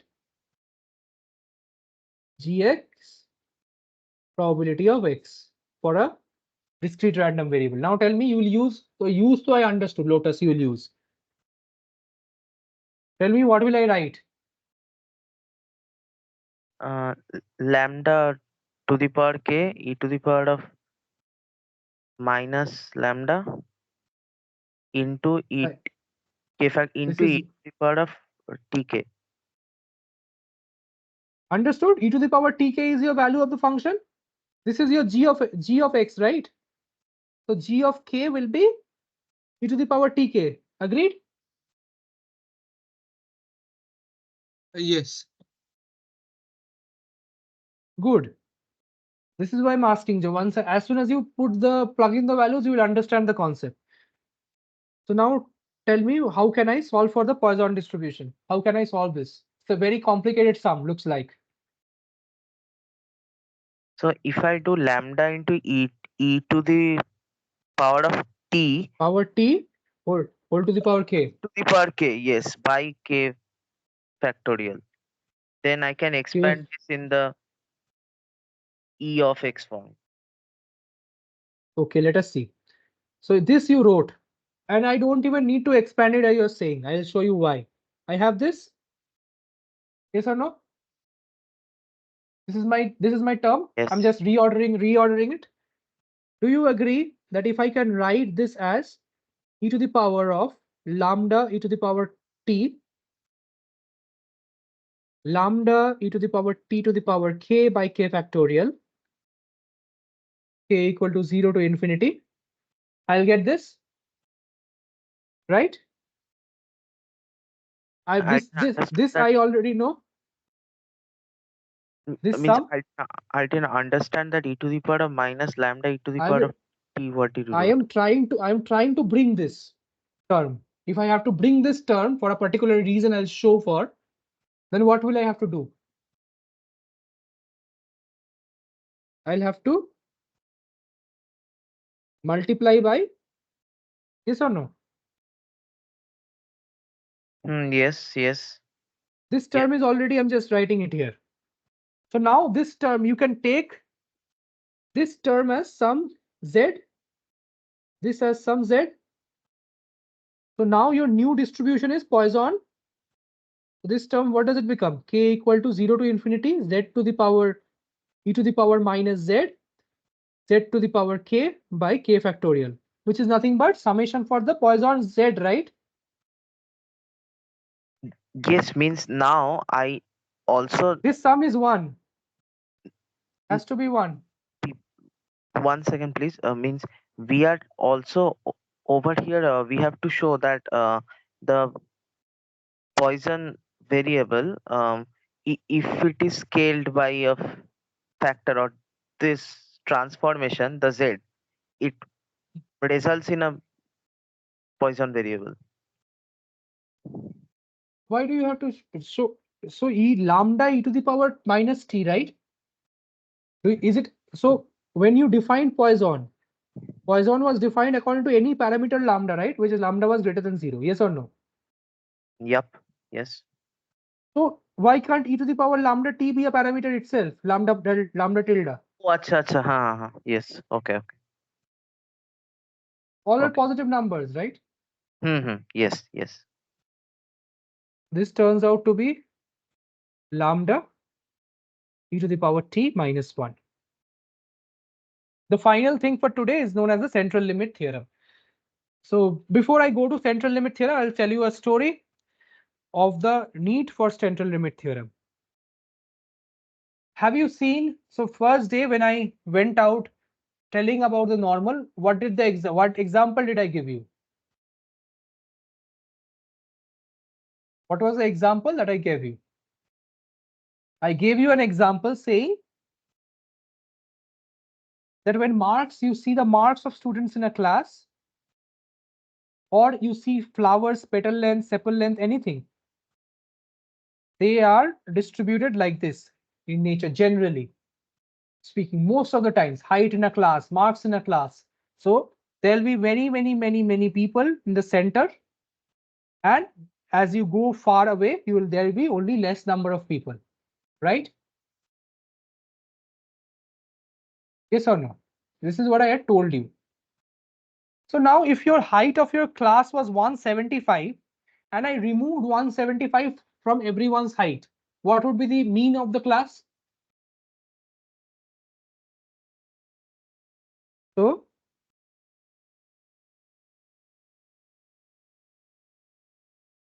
is this agreeable to everybody? So if expected value of a random variable is x, And if I subtract mu from the random variable, do you see the expected value goes to 0?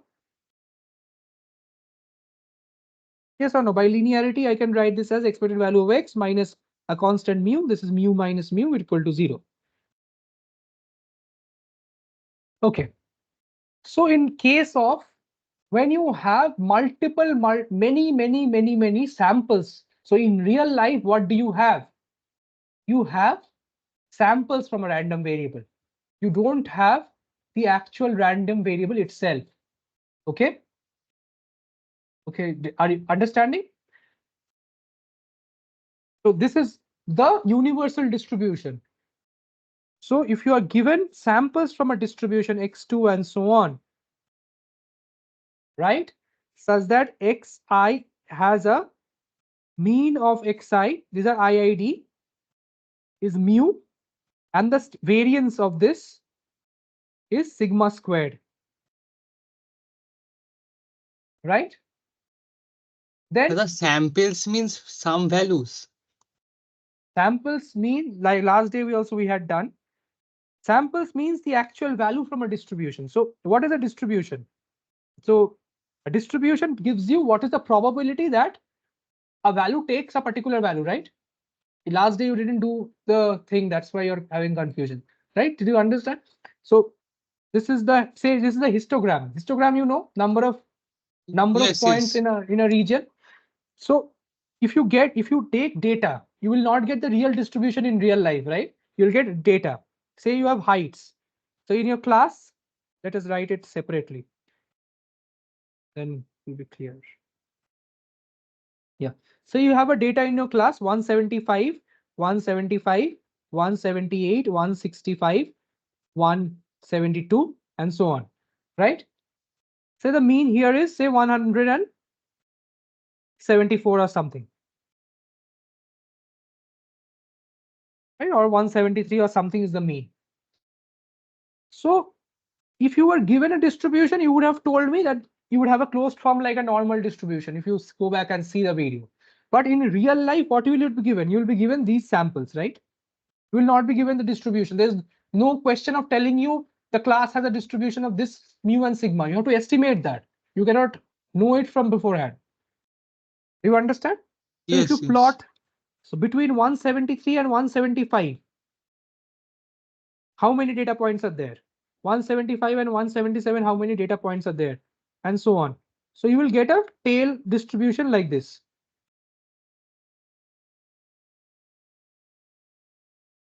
Understood? So if you plot the histogram, that is represented by this.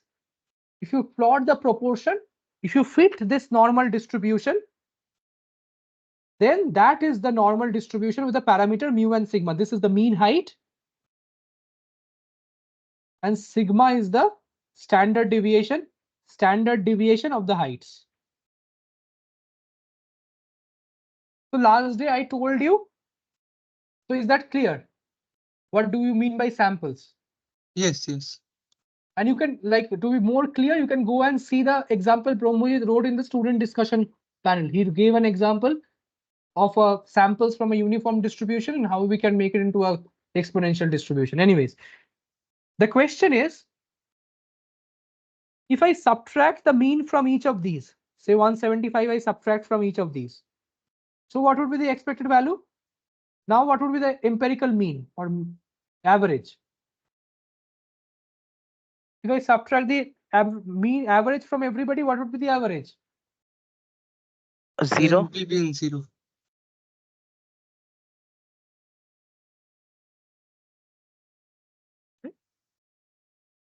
Zero, right? I mean, I've already shown it just now. If you subtract the average from everybody, average will become 0. The linear function. Anyways, so I had shown last day, if you recall, any normal distribution can be written as normal. So I'm giving the intuition, maths will come for 2 minutes only. So how did I write no x as in terms of z as normal 0, 1? Can you tell me? Partho, do you recall? X minus mu by sigma. No. How did I write? Okay, x minus mu by sigma is z. That's what we wrote as, and to derive the thing. So what is x? Mu plus sigma z, right? Yes. So z is x minus mu by sigma. So if I replace every element by x minus mu by sigma, you would end up having normal mu sigma distribution, normal 0, 1 distribution. That's the intuition, right? So you may have any normal distribution. The idea is all distributions are normal, but if I subtract mu and divide by the standard deviation, z should always be normal 0, 1. Okay?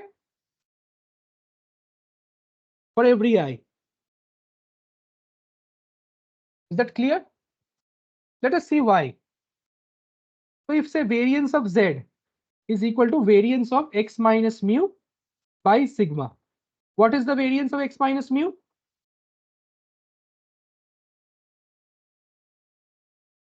It is equal to 1 minus mu 1 minus 1 by sigma squared into what is it? Variance of x Variance of x plus variance of mu, which plus is 0. variance of mu. 0. It's the constant. Why it is 0? Constant's variance will be 0 because variance is defined as expected value of x squared minus expected value of x whole square. Both are constants. They'll go to 0. If you have not revised, go back and revise. This should be at your fingertips by now. So variance, are you getting 1 or not? So intuitively, are you getting 1 or not? If z was your distributions, rescaling them, you got 1 or not? Yes. Yes.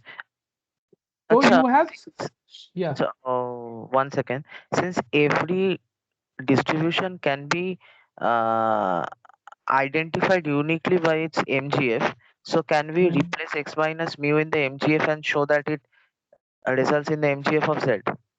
Exactly, that's what I'll do. Very good. Now I'll do exactly that same thing. But as I was saying, in real life, what happens? In real life, you only have, what do you have? Samples.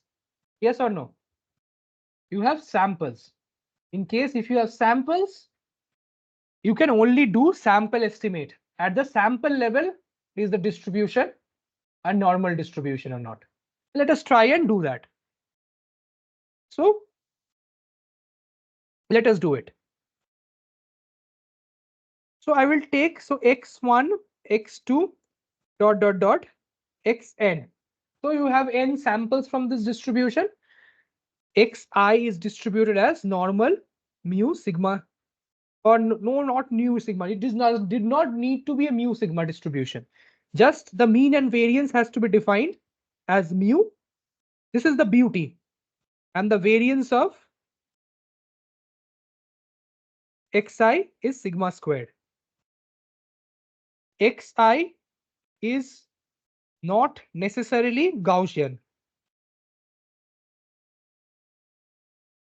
Okay? It is not necessarily Gaussian. But the mean Sn, if I define as the sum of xi from I equal to 1 to n, right? Then Sn minus n mu by sigma root n is normal 0, 1. This is the theorem or the central limit theorem, right? We'll see with law of large numbers also, there's a similar proof, but What are these x's? huh? What are these x's? They're IID random variables I defined just now. With expectation mu, IID random variables with Yes. mu, with expected value mu and variance sigma squared, right? Acha, in this case, when I find their MGF in the top, as we found the MGF for x1 plus x2, like that, the in place of mu will come n mu. It will be for all of them. Yes. Okay. But the idea is not doing the math. The idea is seeing the distribution of the sum.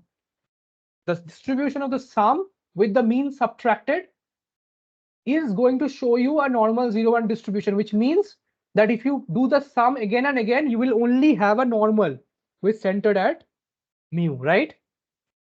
So SNs are samples, right? Again, for outreach.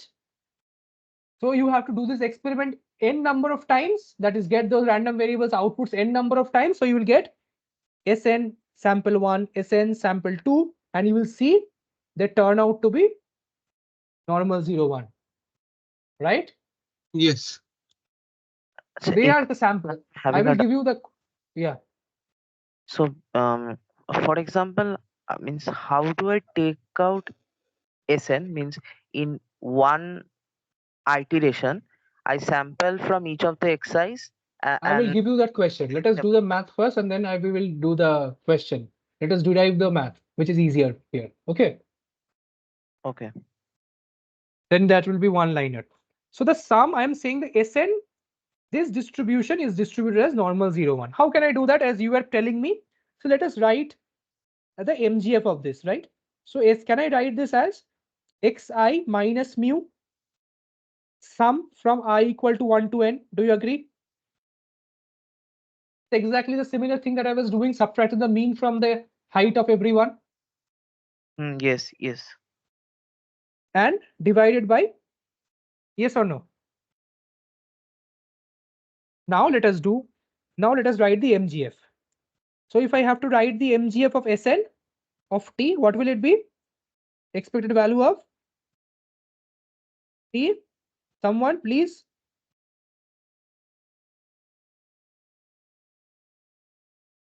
Yes or no? And I will show that this is equal to t square by 2. How will I show? I'll show it at the end, which is normal 0, 1. Let us show this.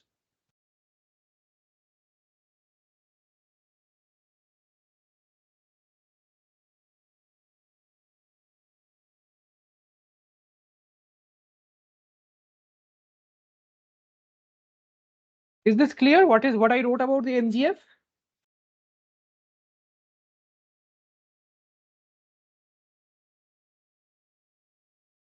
Yes. So this is nothing but equal to the MGF of e to the power tsn, right? So Sn I have just expanded in this term. I hope that is okay. Now, what can I do? I can write this as e to the power of products, yes or no? E to the power t xi minus mu by sigma root n. Do you agree? From I equal to 1 to n. Mm. If you don't agree to this, let me know. Here I have not even used any independence. Is it okay? I have just written it e to the power a plus b as e to the power a into e to the power b. Good. Now what will I use, Chirag? Since you said yes. What did I say? Xi's are IID. So what can I do? The product can be taken outside, right? Expectation of independent random variable is, we derived it, is the product of their individual expectations, right?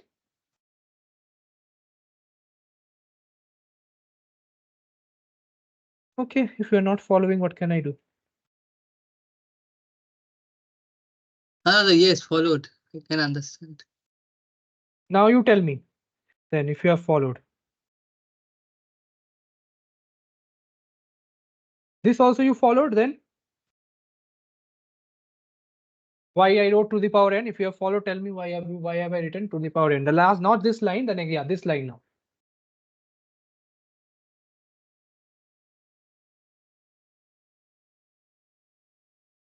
Yes, because they are similar. Not similar, identical. They are IID. So they have same MGF, right? Yes. So I can write this same thing. Now what can I do? I can expand e to the power tx. So what will I get? T x minus mu by sigma root n plus t squared x to the power x minus mu squared by sigma n squared and O n cube terms and so on, right? What else? 1 by 3 by 2, we will have order n cube terms and so on. You to already gave the formula for this, I guess. Did I? I don't think. Oh yes, that I gave. Limit, that limit thing, right?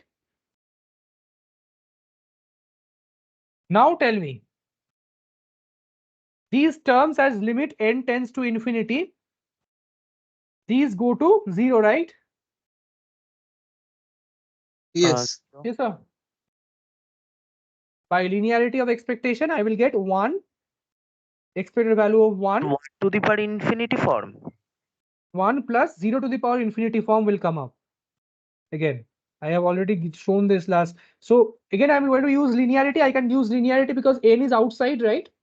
And expectation is on the inside. So I'll get expected value of t x minus mu by sigma root n plus t squared x minus mu squared by sigma n squared. And I will not write the other terms. You will see why. Right? What is the second term? Can you tell me?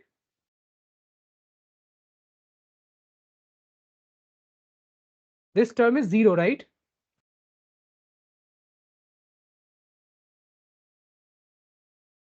Why is it 0? আচ্ছা ওই যে ওটা means that will be x minus mu whole square by sigma square n হবে না? Sigma square n, yeah. Yeah. Calculation error. Tell me. K by 2. All terms are k by 2. There's root n. Tell me. I wrote the square in the wrong place. But anyway, second term is 0. Do you agree? Yes. Because expected value of x minus mu is 0, as many times I told you just now. So now I'll be left with expected value of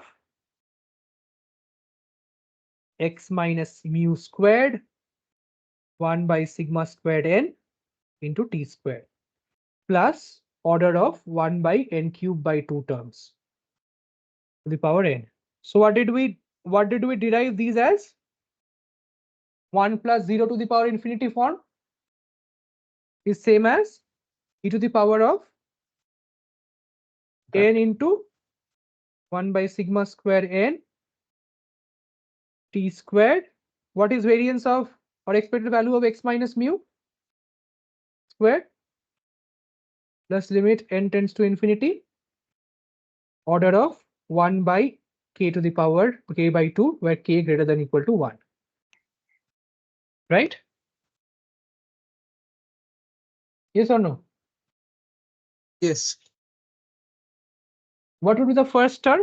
This term. These terms will go to 0 as n tends to infinity because these are 1 by n to the 1 by n terms and you have a constant on the top, that is x minus mu to the power k, and they all exist. And the denominator is k by 2. So limit n tends to infinity. This goes to 0, right? Yes or no?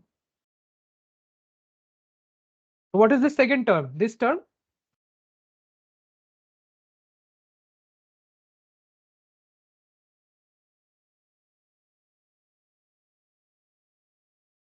What is expected value of x minus sigma mu?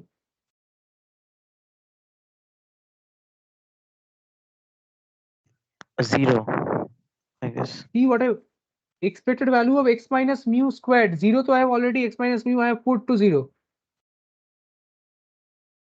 Oh, variance. That is taking so long to identify. Very good. I forgot to put 2 factorial also. 2 factorial, 3 factorial. Sorry, 1 factorial, 2 factorial, 3 factorial. Everybody is saying yes.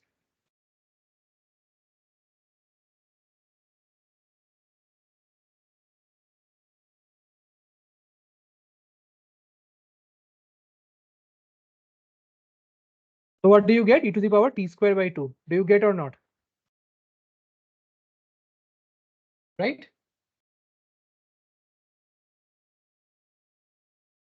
I hope it is clear, or you, if it is not, just tell me. Otherwise I'll give you the computation homework, which will help you to understand. So get x1, x2, x1000. Sample this from uniform 0, 1. Okay. Do this k times. K can be 10 to the power 6 times, say. Right? Find out S I for all I less than equal to 10 to the power 6 as x1 plus x2 dot dot dot x1000. Find then plot Si minus, you know, uniform distribution 0, 1, expected value already 0.5. What is the variance? 1 by 12 into root n, right? How many n? How many are there? 10 to the power 6. Let us not 10 to the power 6 will be 10 to the power 3 would be too large. Let us take because it will become law of large numbers, then it will become it will become one number then. Let us take only 100. Or let us take only 40, 64 of these or 25 of these.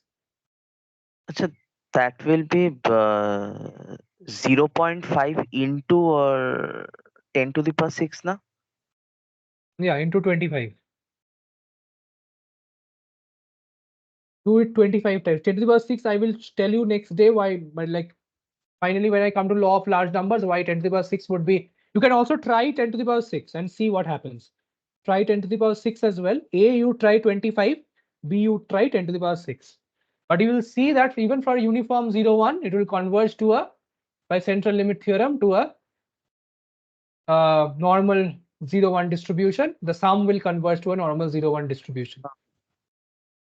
1 second. So what I'm doing is that Take many seconds. out of all this uniform 0, 1 variables 10 to the power 6, I will in each sample I will have 25 values, and then Yeah, you can make it a 25 cross 1000 array, or write a for loop and sample 1000 times, and 2 for loops you can write. That's up to you. All are equivalent because all are IIT. and in that place won't it be 1 by 12 into 1 by square root of 25 in the denominator of One that, means that after sigma square root of 12 you are saying, so 25 is sigma root n, right? oh yes So, but what is the issue with this calculation of the central limit theorem here? Do you have any problem? Did you understand why these third terms and so on go to 0? These terms, why do these terms go to 0?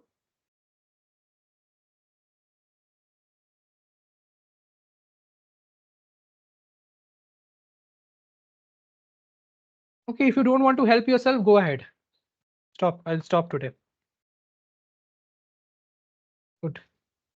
So that with that we'll stop today. We have gone highly over time, and we'll meet on Thursday.